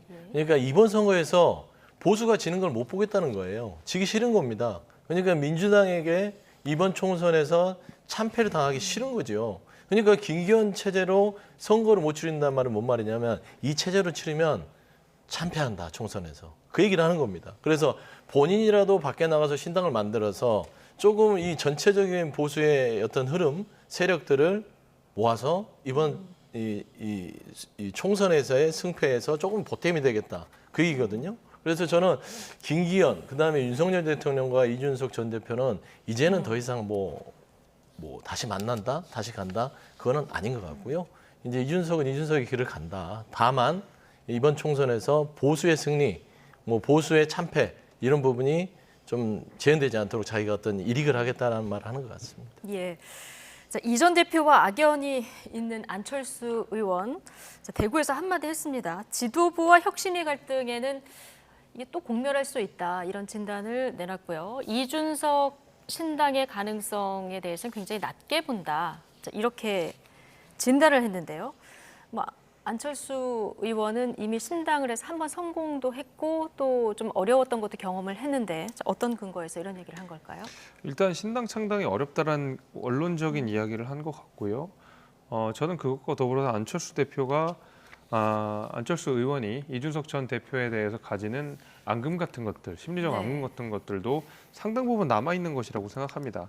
아직 이준석 신당 나오지도 않은 상황에서 그리고 창당도 안 한 상황에서 벌써부터 안 될 거다 이렇게 진단하는 것은 본인의 경험도 있겠지만 이준석 대표에 대한 어떤 모르겠습니다. 뭐라고 표현하시면 개인적인 사감 같은 것들, 나쁜 감정 같은 것들이 저는 묻어났다고 생각하고 왜 그러냐면 얼마 전까지 안철수 의원은 이준석 전 대표에 대한 제명, 탈당 요구 이런 거를 하면서 당원들의 지지를 받는 그런 상황 아니겠습니까? 당연히 이준석 신당에 당연히 어떤 호의를 베풀어 줄 수는 없는 상황이겠죠. 좋은 말을 해주긴 어려웠던 상황이라고 생각합니다. 예. 이준석 대표도 오늘 노원에서 강연에 있었는데 여기 또 받아치는 한마디를 했더라고요. 계속 주고받는 두 사람 얘기가 언론에 보도가 되고 있는데요. 자, 민주당 얘기를 좀 해보겠습니다. 자, 당원 게시판에 이낙연 전 대표의 출당 청원을 요청하는 그 게시물이 올라왔고요. 여기 동의자가 꽤 많았었는데 오늘 이 게시물이 삭제가 됐죠. 네. 이재명 대표 직접 지시다. 네. 이렇게 전해졌습니다. 글을 삭제하는 것도 그렇고 대표가 지시했다는 사실도 공개를 했어요. 네네. 예. 저는 그 일이 있기 전에 이렇게 줄곧 방송에 나와서 얘기를 했습니다. 그게 아마 지도부가 그러한 이제 출당 조치에 이르기까지 이렇게 끌려가진 않을 것이다. 그리고 많은 사람이 하지 않았어요. 2만 한 2천 명이면 저희가 이제 권리당원 이렇게 해서 한 200만 정도 볼 수 있습니다. 그러면 2만 2천 명이면 작은 수예요. 그리고 지금 강성 지지층이 이낙연 전 대표에 대한 어떤 안 좋은 감정들을 가지고 자꾸 공격하고 있는데 이재명 대표가 줄곧 얘기했습니다. 이런 부분들이 당에 도움이 되느냐? 나에게도 도움이 되지 않는다. 자제해달라는데 하지 않잖아요. 총선을 앞두고 이낙연 전 대표 그리고 김부겸 전 총리, 정세균 전 총리 이렇게 모여서 지금 지도부나 민주당에 쓴소리를 하는 것들은 결국에는 이번 총선에서 잘못된 부분들, 부족한 부분들을 메워서 하나로 뭉쳐서 반드시 이겨내자 이 얘기를 하는 것이거든요. 그런데 일부 이런 강성 지지층들이 이런 당의 쓴소리를 해주는 상임 고문들, 원로들의 얘기를 마치 지도부를 공격하는 것처럼 규정하기 때문에 아마 이재명 대표가 이런 부분들은 통합에 걸림돌이 된다라고 생각해서 즉시 좀 삭제 지시를 하신 걸로 알고 있습니다. 네. 자, 이 글 삭제라 이런 지시도 내렸고요. 또 이재명 대표 어제도 통합과 단결을 강조했는데 오늘도 또 통합을 강조했습니다. 이낙연 전 대표와의 만남을 추진한다 이런 이야기도 좀 흘러나왔는데요. 이낙연 전 대표 입장까지 함께 듣고 오시겠습니다. 만나실 일정이나 아니면 어떤 당내에서 역할을 맡기실 예정이 있으신지. 우리 당의 단합 그리고 소통은 매우 중요한 일이기 때문에 누구나 이렇게 열어놓고 소통하고 또 대화하고 협의해 나갈 생각입니다. 제안이 온다면 응하실 생각 좀 있으신가요? 어떻게 해야 총선을 잘 치를 것인가 하는 것은 당과 후보자들이 결정할 일이죠. 거기에 대해서 제가 특별히 의견을 더 말할 것은 없습니다. 당과 후보자들이 결정할 거고 특별히 의견을 말할 것은 없다. 이낙연 전 대표는 딱 좀 선을 긋는 이런 분위기입니다. 이재명 대표는 지금 이낙연 전 대표에게 손을 내밀고 있는 것 같은데, 자, 명락회동이 성사되냐 이런 분석도 나왔는데 어떻게 전망하십니까? 저는 상당 부분 어려울 것 같습니다. 어려울 것 같습니다. 왜냐하면 이 명락회동이라고 하는 말이 처음 나왔던 거는 민주당의 대선 경선이 끝난 이후에 이재명 당대표가 최종 대통령 후보가 된 이후에 이낙연 대표가 두문불출하면서 언제 이재명 대표 만나냐 이런 얘기들 나왔을 때 처음 나왔던 얘기거든요. 그 당시 민주당이 이기냐 국민의힘이 이기냐를 가지고 말 그대로 백척간두에서 싸우는 상황에서도 이낙연 대표는 이재명 대표를 적극적으로 돕지 않았습니다. 그런데 지금은 어떻게 보면 이낙연 대표의 시간이거든요. 이재명 대표는 본인의 재판 리스크도 마찬가지고 뭐 당내 여러 가지 계파 갈등도 마찬가지고 이런 것들에 뭐 3중고, 4중고를 겪고 있는 상황입니다. 게다가 비례대표와 관련돼서 병립형으로 갈 것이냐, 준연동형제로 그대로 유지할 것이냐를 가지고도 또 다른 진보 정당 내지는 군소 정당의 압박을 받고 있는 상황입니다. 이도저도 못하고 있는 상황에서 사실 이낙연 대표가 민주당의 새로운 대안이 될 수도 있지 않을까라는 민주당 지지자들의 어떤 마음속의 물음 같은 것들이 이제는 조금씩 커지고 있는 그런 상황이라고 저는 보고 있고, 바로 저는 그 점을 잘 알고 있기 때문에 이낙연 전 대표는 이재명 대표를 지금 만날 필요도 없고 이재명 대표가 아픈 곳만 지금 딱 찌르고 있다고 보거든요. 그래서 계속 준연동제 해라라고 하면서 이재명 대표가 사실상 본인의 측근들을 비례대표로 이른바 꽂지 못하게, 병립형을 하지 못하게 아픈 데를 찌르고 있고요. 게다가 야당이 떳떳해야 여당을 견제할 수 있다라고 하면서 이재명 대표의 재판 리스크를 직격해버린 셈이거든요. 저는 그런 의미에서라도 이 명락회동이라는 게 오로지 이재명 대표가 좋은 일인데 이낙연 대표가 저걸 할까라는 생각이 좀 듭니다. 그래서 지금부터는 이낙연 전 대표의 시간이다 이런 얘기를 좀 해주셨는데, 근데 박지원 전 국정원장 같은 경우는 지금 만날 일정을 양쪽에서 조율하고 있다 이런 얘기도 좀 해서요. 네, 분명히 실무자들은 조율을 하고 있겠죠. 왜냐하면 대표가 저 정도를 언론에 얘기할 정도면 물밑에서는 만나기 위한 어떤 여러 가지 일정 작업을 하는 것으로 보시면 될 것 같고요. 일단 뭐 이낙연 전 대표의 시간이다, 또 이재명 대표의 시간이다, 이건 아닌 것 같아요. 이제 민주당 내에는 이제 혁신의 시간이 왔다는 것이죠. 그러니까 지금 이낙연 전 대표가 조금 온도차가 있는 이야기를 했잖아요. 총선은 당과 후보자가 논의한다, 만나자고 했는데 조금 온도차가 있죠.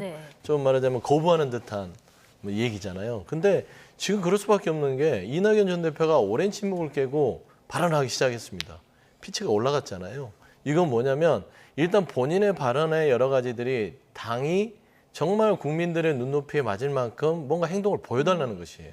아마 저는 그런 부분들을 저렇게 이야기하고 있는 것 같습니다. 만나는 게 중요한 게 아니라 지금 본인이 얘기했던 거, 원칙을 지키고 약속을 지키고 혁신의 모습을 보여주는 것들이 결국에 민주당이 국민들한테 뭔가 정말 민주당답다라고 하는 것이라고 주장을 했잖아요. 그러면 당에서는 뭔가 그런 혁신적인 모습들이 행동으로 나온 뒤에 이렇게 되고 있으니 만나시죠 했을 때는 또 저렇게 온도차가 아니라 그러면 우리 한번 만나서 우리 당이 정말 민주당답게 가는지에 대해서 어떻게 하면 국민들한테 사랑을 받아서 내년 총선에서 하나로 정말 통합해서 이길 수 있을지 논의하자.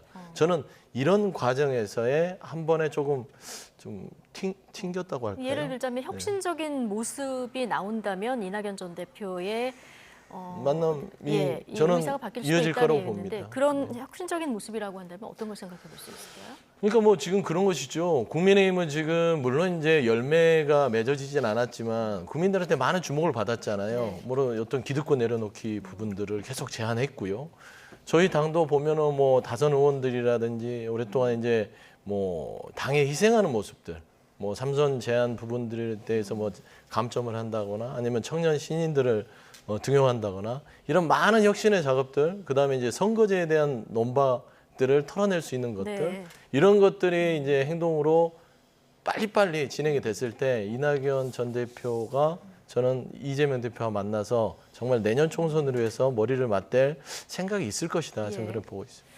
이재명 대표의 만남에는 조금 오늘 선을 긋는 발언을 했습니다마는 이낙연 전 대표가 김부겸, 정세균 그 문재인 정부의 다른 총리들과는 뭐 연쇄 회동을 했다 이런 보도도 나왔습니다. 이 문재인 정부의 3명의 총리가 구심점을 이뤄서 어떤 그 총선에서 역할을 하지 않겠느냐 이런 관측도 나오는데요.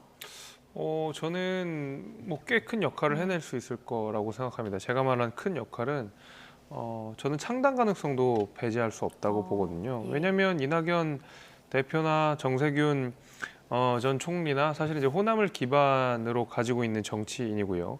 김부겸 의원은 사실은 뭐 대구에서 정치를 하신 분이지만은 어떤 지역구도 타파라는 면에서 굉장히 상징성이 있는 인물, 그다음에 합리적인 인물로 평가를 받고 있습니다. 그러니까 이재명 대표의 민주당과는 상당 부분 결이 다른 약간 전통적인 민주당의 색깔과 비슷한 인물들이거든요. 게다가 지금 이재명 대표 체제가 들어와서 호남의 지지율이 민주당 예전 지지율이랑 좀 모양새가 많이 달라졌습니다. 근데 호남이 이게 들썩이기 시작하면 2016년 국민의당과 마찬가지로 호남은 결국 민주당 식구끼리의 싸움이기 때문에 또 다른 민주당이 드러나는 순간, 그리고 지금의 민주당보다 조금 더 나은 형태의 민주당이 나오는 순간 호남은 금세 바뀔 수가 있거든요. 아마 호남을 기반으로 한 정세균 전 총리와 이낙연 전 대표가 그 부분을 모르지 않을 거라고 생각하고요. 게다가 이재명 대표에게는 좀 찾아보기 어려운 어떤 진중함과 합리성을 가지고 있는 김부겸 전 총리까지 더해진다고 한다 그러면 과거에 강했던 민주당, 과거에 인정받았던 민주당의 형태를 재건할 수 있다라는 저는 민주당 지지자들의 기대 같은 것들이 있을 거라고 보고, 이재명 대표는 굉장히 많이 긴장하고 있을 거고 이 세 분께서 뭔가 같이 무언가를 한다면 좀 민주당이 대안이 될 수도 있다 이렇게 생각이 됩니다. 상당한 영향력이 있을 것이다. 신당 창당까지 갈 수도 있다. 이렇게 전망을 해주셨는데 어쨌든 이재명 대표가 지금 뭐 여러 가지 위기에 좀 직면했다. 이런 분석을 앞서 좀 해주지 않으셨습니까? 특히 지금 최근에 사법 리스크가 조금 더 부각되는 이런 측면이 있는데 가장 지금 이재명 대표 입장에서 껄끄러운 분이 유동규 전 본부장 아닐까 싶은데 어제 재판 끝나고 가다가 대형 트럭과 부딪히는 사고가 발생했어요. 뭐 온라인이나 정치권에서 여러 가지 뭐 음모론들이 나왔는데 오늘 경찰이 이거는 고의성이 없는 단순 접촉 사고다 이렇게 결론을 냈어요. 네, 뭐 교통사고 많이 나잖아요. 근데 뭐 그게 유동규 씨라고 해서 뭐 특별하게 그게 무슨 영화같이 본인은 그랬더라고요. 본인이 죽으면 자살은 아닐 것이다. 그런 말도 안 되는 소리를 합니까?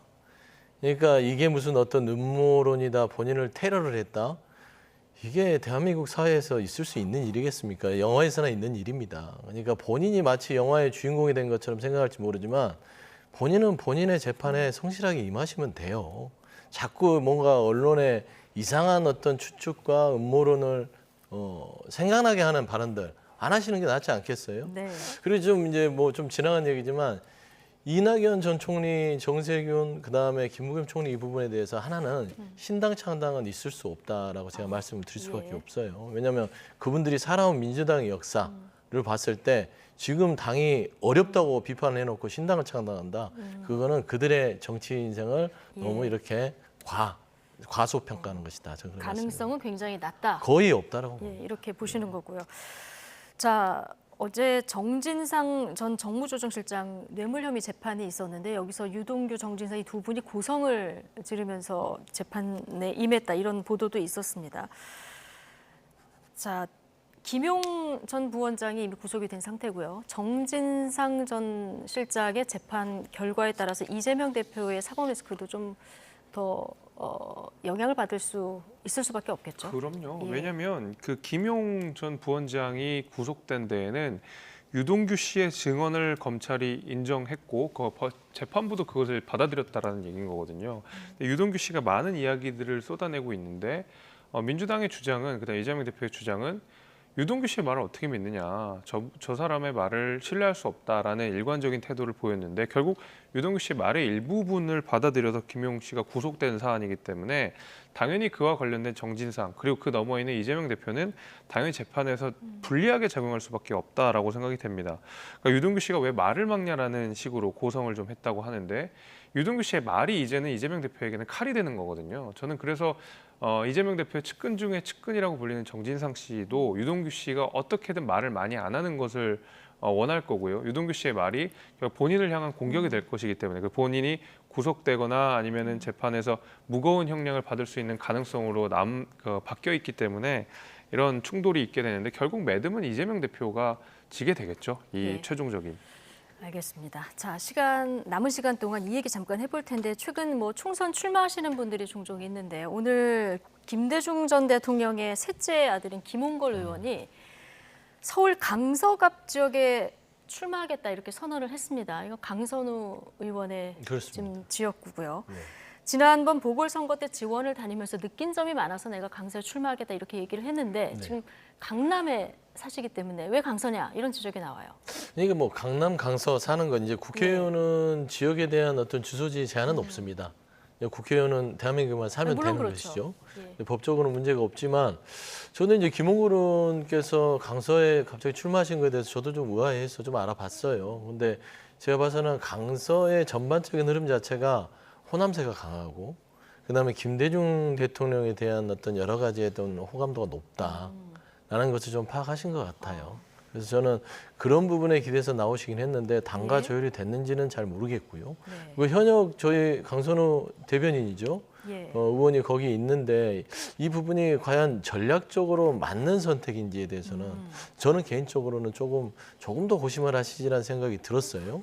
근데 일단은 출마는 정치인 개인의 자유고 선택이기 때문에 거기에 합당한 어떤 책임을 지시고 결과에 따라서 여러 가지를 좀 선택하시겠지만 물론 지원자가 많으면 그렇죠. 경선 과정도 무조건 경선을 하게 돼 있습니다. 근데 김홍걸 의원님도 배치잖아요. 그러면 굳이 비례시죠 지금? 그렇죠. 그런데 굳이 강선우 의원이 있는 이 지역에 가서 그 두 배치들이 이렇게 전력을 소모할 필요가 있냐라는 측면에서는 당에서는 조금 아쉬운 목소리도 있다라는 점 좀 말씀드립니다. 네, 김재섭 위원장 얘기 마지막으로 좀 듣겠습니다. 글쎄요, 이렇게 크게 설득되는 출마는 아닌 것 같아요. 그러니까 대개 이제 비례대표를 하게 되면은 그 이후에는 당을 위해서 희생을 한다든지 아니면 험지를 출마해야 되는 건데 강서갑이라고 하면 민주당에서도 지금 좋은 지역구거든요. 강서구청장 선거를 봐도 강서갑에서는 꽤 높은 득표차로 민주당이 승리했기 때문에 22대 국회의원 선거에서도 강서는 민주당이 유리한 지역이라고 보고 있습니다. 그런데 비례대표로 이미 민주당의 특혜를 한번 받았던 김홍걸 의원이 또다시 조금 더 좋은 지역구로 가서 정치를 한다는 거는 누가 봐도 본인의 정치 생명 연장을 위한 그냥 하나의 포석인 것이고요. 아마 강선우 의원과 피 터지는 싸움을 하지 않을까 이렇게 저는 그렇게 예상하십니까? 네, 제3자로서 그냥 재미있게 지켜보고 있습니다. 알겠습니다. 자, 서영주 대변인 옆에서 웃으셨는데요. 시간이 다 돼서 자, 오늘 나이트 포커스는 여기서 마치겠습니다. 김재섭 국민의힘 도봉갑 당협위원장, 서영주 더불어민주당 상근 부대변인 두 분과 함께했습니다. 고맙습니다. 감사합니다.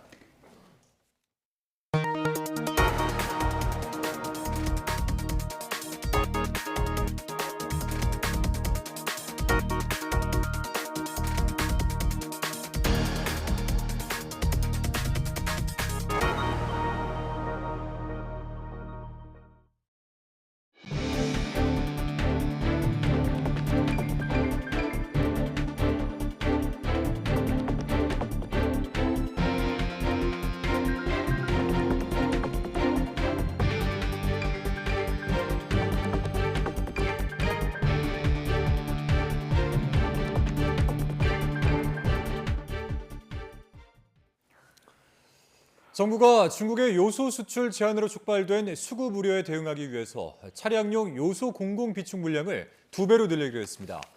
이에 따라 조달청은 현재 6,000톤인 차량용 요소 공공 비축 물량을 이른 시일 내에 12,000톤으로 늘려 2개월분을 확보하기로 했습니다. 이와 함께 중국 외 제3국으로부터의 수입도 추진하고 국내 업체가 제3국으로부터 수입하는 데 따른 부담을 덜어주는 방안도 추진합니다. 중국이 요소 수출 통제에 나선 배경으로 인도의 비료용 요소 사재기가 꼽힙니다. 중국 관영지는 의심병, 공황증이란 표현을 써가며 한국만 과민 반응을 보인다고 비꼬았습니다. 베이징에서 강정규 특파원입니다. 2021년 10월 중국의 수출 통제로 촉발된 요소수 품귀 현상.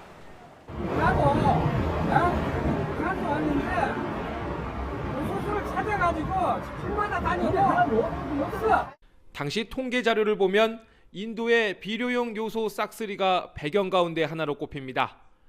그해 9월 중국의 요소 수출은 109만 톤으로 크게 늘었는데 그중 75%인 82만 톤이 인도로 갔습니다. 2022년엔 조용히 넘어간 인도. 올해 9월 다시 중국산 요소 86만 톤을 사재기했습니다. 중국의 요소 수출 물량은 118만 톤으로 한 달 사이 4배 가까이 뛰었습니다. 중국 내 요소 재고량은 47만 톤. 지난해 같은 기간 대비 반토막이 났습니다. 중국 당국은 내수 시장 안정을 위해 수급 조절에 나섰을 뿐 정치적 고려는 없다는 입장입니다. 中国是化肥生产和消费大国，今年前10个月，中国累计出口化肥2572万吨，同比增长28.8%。 그러나 관영신문은 한국이 과민 반응을 보인다며 의심병과 공황증이란 말로 비꼬았습니다. 윤석열 정부 들어 미국의 중국 압박에 동참한 탓에 요소수로 보복당할까 재발을 저렸다는 겁니다. 그러면서 2년 전 요소수 대란 때처럼 우호적 협상을 통해 중국에서 요소를 긴급 수입할 수 있을 거라고 훈수를 뒀습니다. 베이징에서 YTN 강정규입니다. 무디스가 중국의 신용 등급 전망을 안정적에서 부정적으로 바꾸고 내년 성장률도 4%로 떨어질 것으로 내다봤습니다. 중국 경제 전반에 걸쳐 경고음이 울린 가운데 중국 정부는 이런 전망을 반박했습니다. 김태현 기자의 보도입니다. 중국의 국가 신용 등급에 대한 부정적 전망은 일정 기간 이후 등급 강등을 사실상 예고한 것입니다. 중국 정부는 강하게 반발했습니다. 中国经济长期向好的基本面没有也不会改变，目的对中国经济增长前景、财政可持续等方面的担忧是没有必要的。 앞서 재정부도 무디스의 결정이 실망스럽다고 밝혔지만 서방의 인식은 크게 다릅니다. 중국이 미국과 전방위적으로 대립하면서 부동산과 금융 불안이 장기화하고 성장 동력이 떨어지고 있다는 겁니다. 중국에 대한 투자도 감소세를 보이며 각국의 공장들이 중국을 떠나고 있습니다. 공산당의 금융 통제가 강화되는 가운데 지방정부의 부채 문제는 더욱 심각해지고 있습니다. 각 지방정부가 무분별하게 늘린 부채는 코로나 대유행 기간에 더욱 불어나 최소 7,300조 원에 이릅니다. 중국 증시의 약세 속에 기업들의 실적 악화도 변수가 됐습니다. And if they don't want to risk their sovereign rating, they will have to allow some of the companies with weaker fundamentals to go bankrupt. 무디스는 중국이 올해 5% 성장률 목표를 이루겠지만 내년과 내후년엔 4%로 떨어질 것으로 내다봤습니다. 한편 무디스와 달리 국제신용평가사 S&P와 피치는 중국의 신용등급 전망을 안정적으로 유지했습니다. YTN 김태현입니다. 내년 총선을 앞두고 국회의원 지역구를 확정하기 위한 중앙선거관리위원회 1차 선거구 획정안이 발표되면서 여야 간 신경전이 불붙고 있습니다. 통폐합 선거구가 야당 강세 지역에 편중됐다는 민주당의 반발이 거센데 국민의힘은 인구 변동에 따른 결과일 뿐이라고 주장하고 있습니다. 나혜인 기자입니다. 선관위 산하 선거구 획정위원회가 국회로 보내온 초안은 지역구 6개를 신설하고 6개를 없애는 내용이 핵심입니다. 지자체별 인구 증감을 고려했지만 기존 선거구를 쪼개고 붙여 253개 전체 지역구 수는 유지했습니다. 지역별로는 경기, 인천에서 하나씩 늘리고 서울, 전북에선 하나씩 줄이는 게 선관위 제안인데 민주당은 강하게 반발했습니다. 통합 대상으로 지목된 선거구 대다수가 서울 노원과 경기 안산 부천, 호남 같은 민주당 강세 지역이기 때문입니다. 합구 등 조정 대상으로 논의되었던 서울 강남, 경남 창원, 대구 달서, 경북 군위, 의성, 청송, 영덕은 한석도 줄지 않았고 선관위가 영남을 비롯해 여당 당세가 강한 지역은 건드리지 않고 정치적으로 편파적인 결정을 했다는 주장입니다. 당 지도부 역시 지역 균형은 물론 지역구별 인구 편차를 제대로 따졌는지 의문이라며 수용 불가 방침을 밝혔습니다. 국민의힘이 유리한 강남 3구는 그냥 놔두고 노원에서만 줄여버렸어요. 예. 서구는 전체적으로 인구가 줄었거든요. 그런데 강남 3구는 그냥 놔두고 부천 4구를 줄여버린 겁니다. 국민의힘은 인구 기준에 따라 객관적으로 도출된 선관위 획정안에 당리당략이 개입될 여지는 없다고 선을 그었습니다. 준비 과정에서 정당들의 입장도 충분히 반영됐다며 큰 틀에서 동의하되 국회 정치개혁특별위원회에서 야당과 후속 논의를 이어가겠다고 밝혔습니다. 현역 국회에는 민주당이 많다 보니까 자기들이 불리한 결과가 아니냐라고 선입견을 가질 수는 있지만 정당 간의 유불리 문제가 개입된 그런 안은 아닌 걸로. 당내에선 내심 선관위 제안대로 선거구가 확정돼도 나쁠 게 없다는 기류가 읽히는데 정당을 떠나 개별 의원들의 이해가 걸린 만큼 조심스럽게 접근하는 분위기가 감지됩니다. 협상과 논의를 위한 일단 초안으로 보면 될 것 같습니다. 각 당의 입장도 다르지만 그 선거구와 직접적인 이해관계에 있는 개개 의원들의 입장도 다를 수 있고 국회는 선관위의 선거구 획정안을 검토해 한 차례 재획정을 요구할 수 있습니다. 총선 유불리를 고려한 여야의 수싸움이 치열할 것으로 보이는데 1년 전까지 선거구를 확정하게 돼 있는 선거법을 또다시 어겼다는 비판은 피하기 어려워 보입니다. YTN 9입니다. 고위공직자범죄수사처장 후보 추천위원회가 세 번째 회의에서도 차기 공수처장 후보 2명을 선정하지 못했습니다. 이에 따라 공수처장 후보 추천위는 오는 19일 오후 4시 4차 회의를 열고 최종 후보를 다시 추릴 방침입니다. 현 김진욱 처장의 임기는 다음 달 20일까지로 추천위가 최종 후보 2명을 올리면 이 가운데 1명을 윤 대통령이 임명하게 됩니다. 부산 엑스포 유치 실패 책임과 김건희 여사 명품 수수 의혹 등을 따져 묻겠다며 더불어민주당이 국회 운영위원회를 단독 소집했지만 여당 의원들 반발로 30분 만에 끝났습니다. 민주당 운영위원들은 산적한 대통령실 현안 질의를 위해서 정당한 개의 요구를 했지만 국민의힘이 응하지 않았다면서 사과를 요구했습니다. 국민의힘 이양수 간사는 회의에서 협의 없이 운영위를 소집한 것에 유감을 표한다며 의제 확정이 안 됐는데 회의를 소집한 건 정치 공세 의도라 생각한다고 밝혔습니다. 윤석열 대통령이 부산을 찾아 2030 엑스포 유치 실패 이후 민심 달래기에 나섰습니다. 부산을 거점 도시로 발전시키겠다는 약속은 여전히 유효하다며 가덕도 신공항 추진과 산업은행 이전에 더 속도를 내겠다고 강조했습니다. 강희경 기자입니다.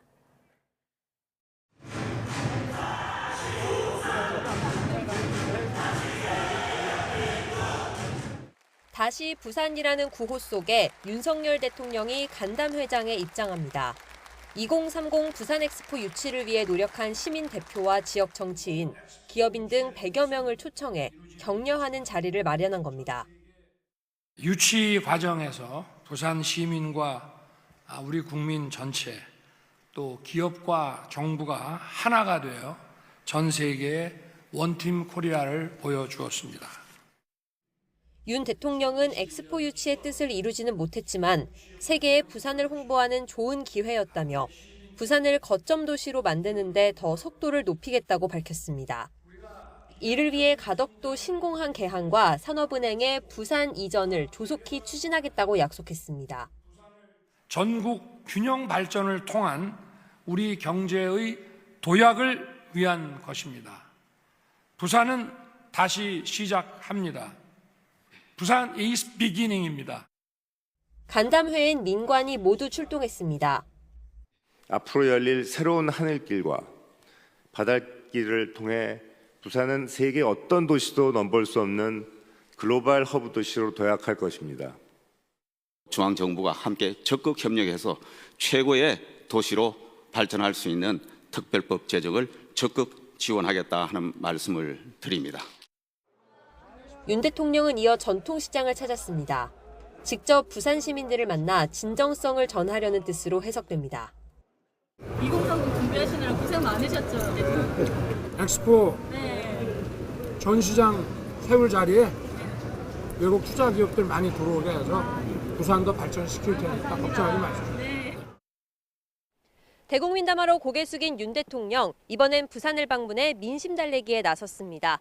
엑스포 유치 실패가 내년 총선에 악재로 작용하지 않도록 요동치는 PK 민심을 다잡기 위한 행보로 풀이됩니다. YTN 강희경입니다. 애플이 아이폰 운영체제를 업데이트하면서 고의로 기기 성능을 떨어뜨렸다는 의혹과 관련해 국내 소비자에 대한 애플의 배상 책임을 일부 인정하는 판결이 처음으로 나왔습니다. 서울고등법원은 오늘 소비자 7명이 애플 본사와 애플 코리아를 상대로 낸 손해배상 소송 항소심에서 애플이 원고들에게 7만 원씩 지급하라고 판결했습니다. 재판부는 소프트웨어 업데이트로 아이폰 성능이 영구적으로 제한됐다고 보기 어렵지만 원고들이 업데이트 설치에 관한 선택권을 잃어 고지 의무 위반에 해당한다며 손해를 배상할 책임이 있다고 판단했습니다. 수사 무마나 인사 특혜를 대가로 거액을 뿌린 의혹을 받는 광주 전남 지역 사건 브로커 수사의 파장이 계속되고 있습니다.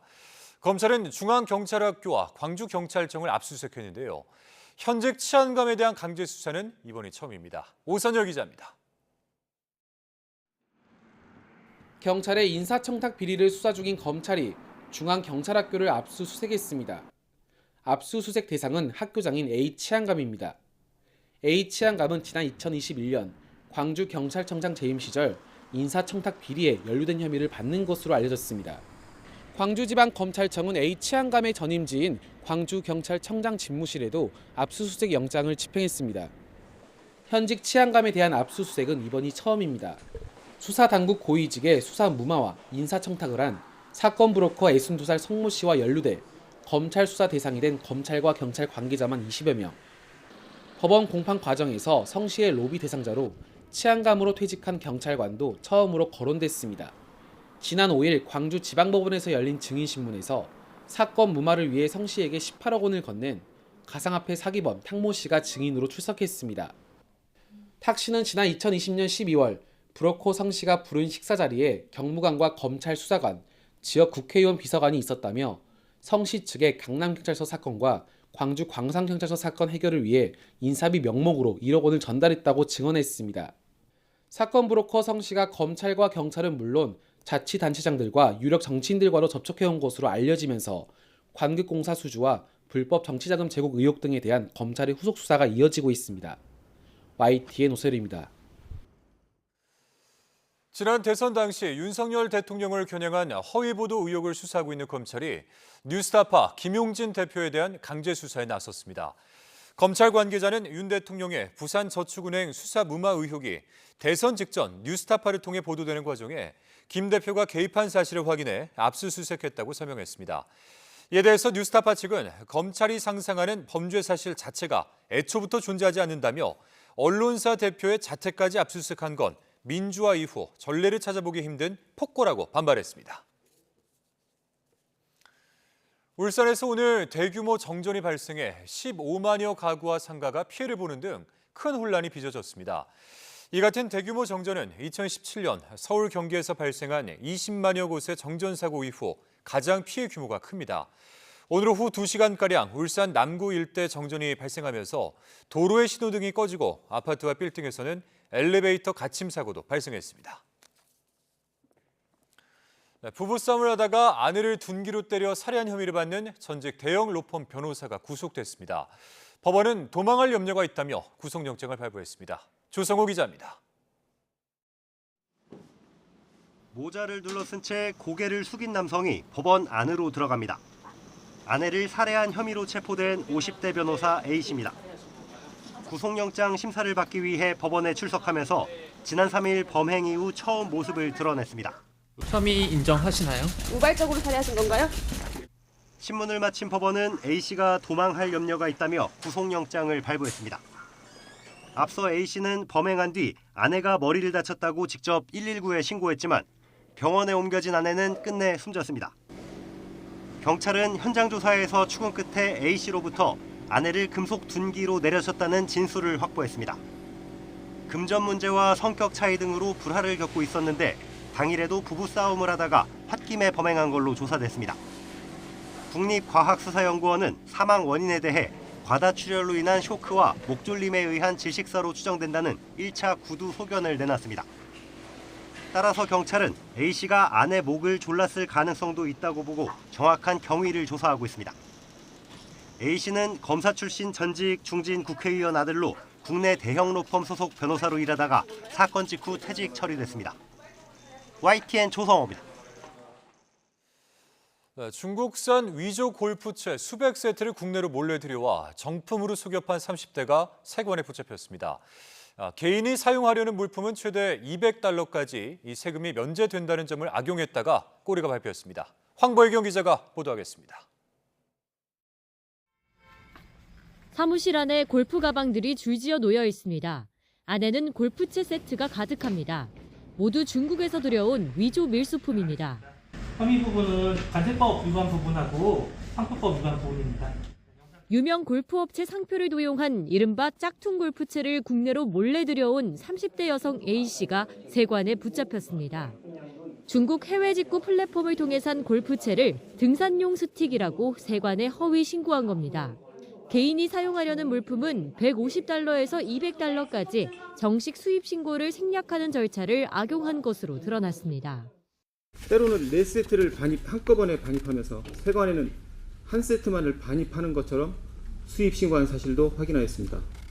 이 같은 방식으로 A씨가 재작년 8월부터 2년 동안 밀수한 물량은 모두 764세트, 17억 9천만 원어치에 달합니다. 코로나19 당시 골프 입문자가 많은 점을 노려 중고거래 사이트 등에서 정품보다 50% 넘게 싼 가격에 판 것으로 조사됐습니다. 품질 보증서는 물론 바코드까지 위조했는데 이렇게 A씨가 벌어들인 돈은 3억 원이 넘습니다. 전문기관 조사 결과 위조 골프채는 성능에서 정품과 큰 차이를 보였습니다. 로봇 스윙 테스트를 통한 품질 비교에서는 짝퉁 골프채의 타구음이 둔탁하고 공의 탄도가 낮으며 비거리도 10m 상당 덜 나가는 등 정품과 다른 결과를 보였습니다. 관세청은 인천항을 통한 위조품 밀수가 계속 발생하고 있는 만큼 단속을 더욱 강화한다는 계획입니다. YTN 황보혜경입니다. 충남 천안 서부경찰서는 고의로 교통사고를 내 억대 보험금을 챙긴 10대 12명을 검거해 수사하고 있습니다. 2004년생부터 2005년생으로 고향 친구 사이인 이들은 중앙선을 침범하거나 일방 통행로에 잘못된 차들을 노려 고의 사고를 내는 방식으로 13차례에 걸쳐 1억여 원을 부당하게 타낸 혐의를 받습니다. 이렇게 받아낸 보험금은 대부분 유흥비로 탕진했으며 주범들은 공범들에게 전화를 걸어 입막음까지 시도한 것으로 조사됐습니다. 내년부터는 학교폭력 발생 시 교사가 아닌 학교폭력 전담 조사관이 관련 사실관계를 조사합니다. 당정은 학교 담당 경찰관도 확대해서 학교폭력 조사를 돕기로 했습니다. 김연아 기자가 보도합니다. 학교폭력 관련 업무는 교사들이 가장 기피하는 업무로 꼽힙니다. 일단 수사권이 없어서 목격자 조사나 CCTV 확인조차 어려운데도 사실관계를 파악해야 하는 부담이 큰 데다 조사 결과에 따라 학부모 민원에 시달리게 되는 일도 많아서입니다. 당정은 이를 해결하기 위해 내년 3월부터 학교폭력 전담 조사관을 신설하기로 했습니다. 교사 대신 전문성을 가진 학교폭력 전담 조사관이 사실관계를 확인하게 되는 겁니다. 학교폭력 사안 처리 절차의 공정성을 높이는 것도 필요합니다. 학생 선도 경험이 있고 전문 역량을 갖춘 퇴직 경찰이나 교원을 활용하는 것도 그 방안 중에 하나일 것 같습니다. 교육지원청 소속 학교폭력 제로센터 안에 학교폭력 전담기구도 설치할 예정입니다.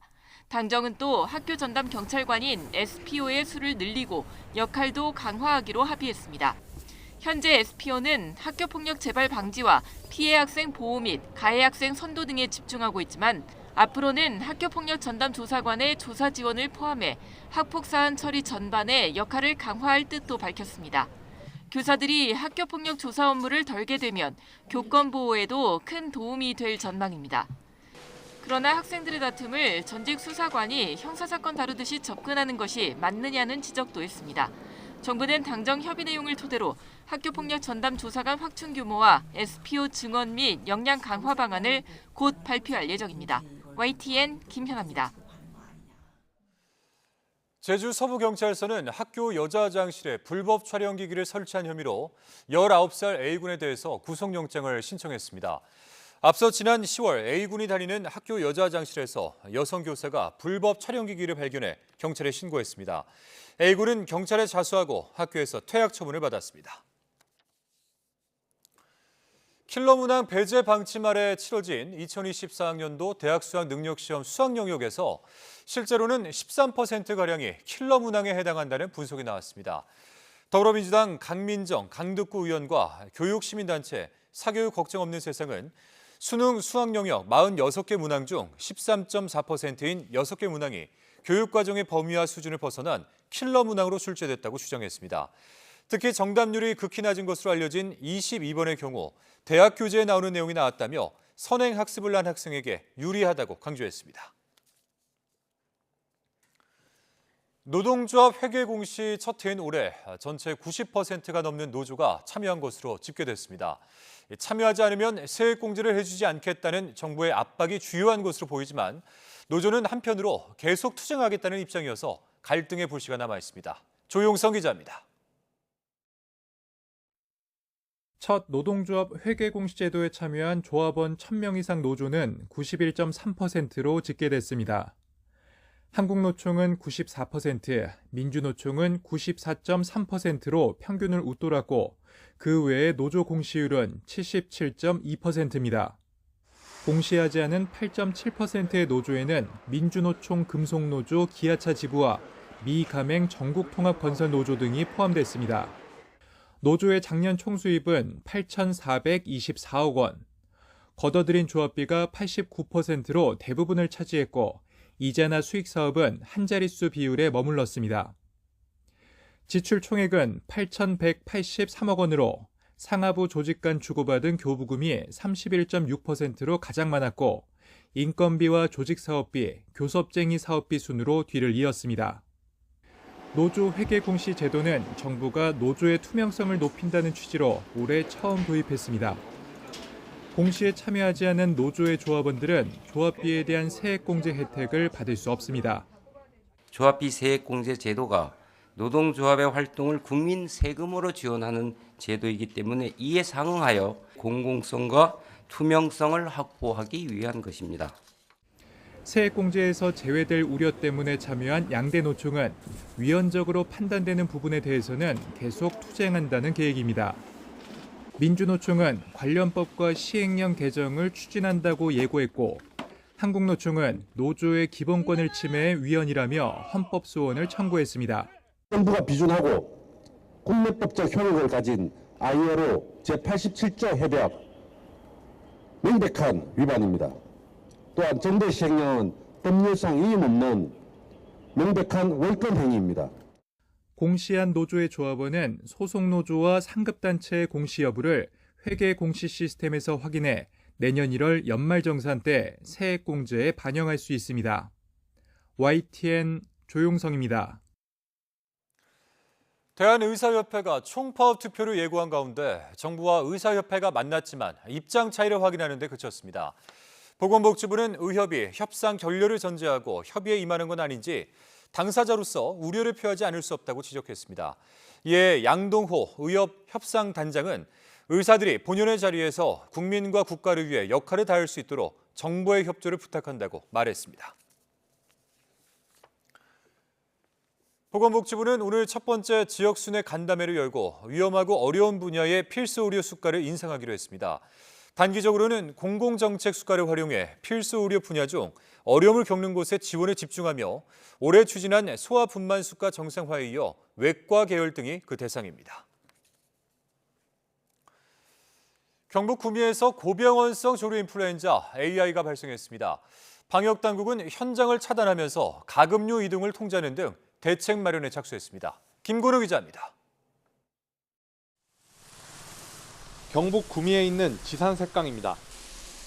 방역복을 입은 요원들이 강변 생태공원 곳곳에 소독약을 뿌립니다. 지난 1일 이곳에서 고병원성 조류 인플루엔자 AI에 감염된 큰 고니 사체가 발견됐습니다. 전주 만경강에서 발견된 야생 조류와 전남 고흥 오리농장에 이어 올해 세 번째 확진입니다. 방역당국은 감염이 확인된 장소 주변을 모두 통제하고 바이러스 확산 방지에 나섰습니다. 생태공원 주변 10km 반경에서는 400여 농가가 가금류 9천여 마리를 사육합니다. 다행히 대규모 농가는 없지만 기온이 떨어지며 철새 이동이 늘어난 만큼 긴장을 늦출 수는 없습니다. 이번에 AI에 확진된 큰 고니 역시 겨울이면 구미를 찾아오는 철새입니다.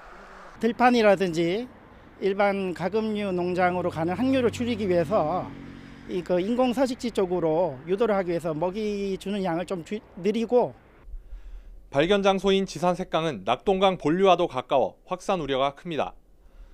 방역당국은 검출 지점 인근 농가에 생석회와 소독약 등 긴급 방역 물품을 나눠주고 있습니다. 또 사육하는 가금류에서 의심 증상이 생기면 즉시 신고해달라고 당부했습니다. YTN 김근우입니다. 전남 무안 유경오리 농장에서도 고병원성 조류 인플루엔자 AI가 확인됐습니다. 중앙사고수습본부는 농장 출입을 통제하고 농장 인근에서 사육 중인 오리를 매몰 처분했습니다. 자민당 내 최대 파벌인 아베파의 비자금 조성 혐의를 수사하고 있는 일본 검찰이 해당 의원들의 비서를 대상으로 조사에 나섰습니다. 집권 자민당의 위기감이 커지는 가운데 기시다 총리는 정치자금 모금 행사 자제를 요청하는 등 대책 마련에 부심하고 있습니다. 도쿄에서 김세호 특파원입니다. 정치자금 모금 행사에서의 모금액을 조직적으로 누락하며 비자금을 형성한 혐의를 받는 일본 집권 자민당 내 최대 파벌인 아베파. 도쿄지검 특수부는 혐의를 받는 의원들의 비서를 대상으로 진술을 받기 시작한 것으로 알려졌습니다. 또 개파 업무를 총괄하는 아베파 사무총장 출신에 대한 임의 조사에 나설 것이라는 전망도 나옵니다. 특히 자금 누락이 확인된 2018년에서 2022년 사무총장을 지낸 정치인의 마스노 히로카즈 관방장관, 니시무라 야스토시 경제산업상 등 현 내각의 핵심 강요들도 포함되어 있습니다. 이들에게 해명을 요구하는 질문이 쏟아졌지만 하나같이 회피로 일관하고 있습니다. 捜査機関の活動内容等に関することであり、お答えを差し控えたいと思います。今政府の立場におりますので、派閥の何か全体を管理するそういう立場ではありませんので。 도쿄지검 특수부는 임시국회가 문을 닫는 이번 달 중순 이후 수사를 본격화하고 이를 위해 전국에서 파견 검사를 지원받을 것으로 알려졌습니다. 다급해진 기시다 총리는 당 간부들과 대책회의를 열고 정치자금 모금 행사 자제를 요청했습니다. パーティーの開催、これを自粛すること、さらには年末年始のこの派閥の行事についても自粛をすること。 현재까지 조성된 비자금의 규모는 1억엔, 연루된 의원은 10명이 넘는 것으로 알려졌습니다. 일본 검찰이 자민당의 비자금을 사실상 정조준하기 시작하면서 검찰의 수사 확대에 따른 파장에 일본의 정부 여당이 촉각을 곤두세우고 있습니다. 도쿄에서 YTN 김세호입니다.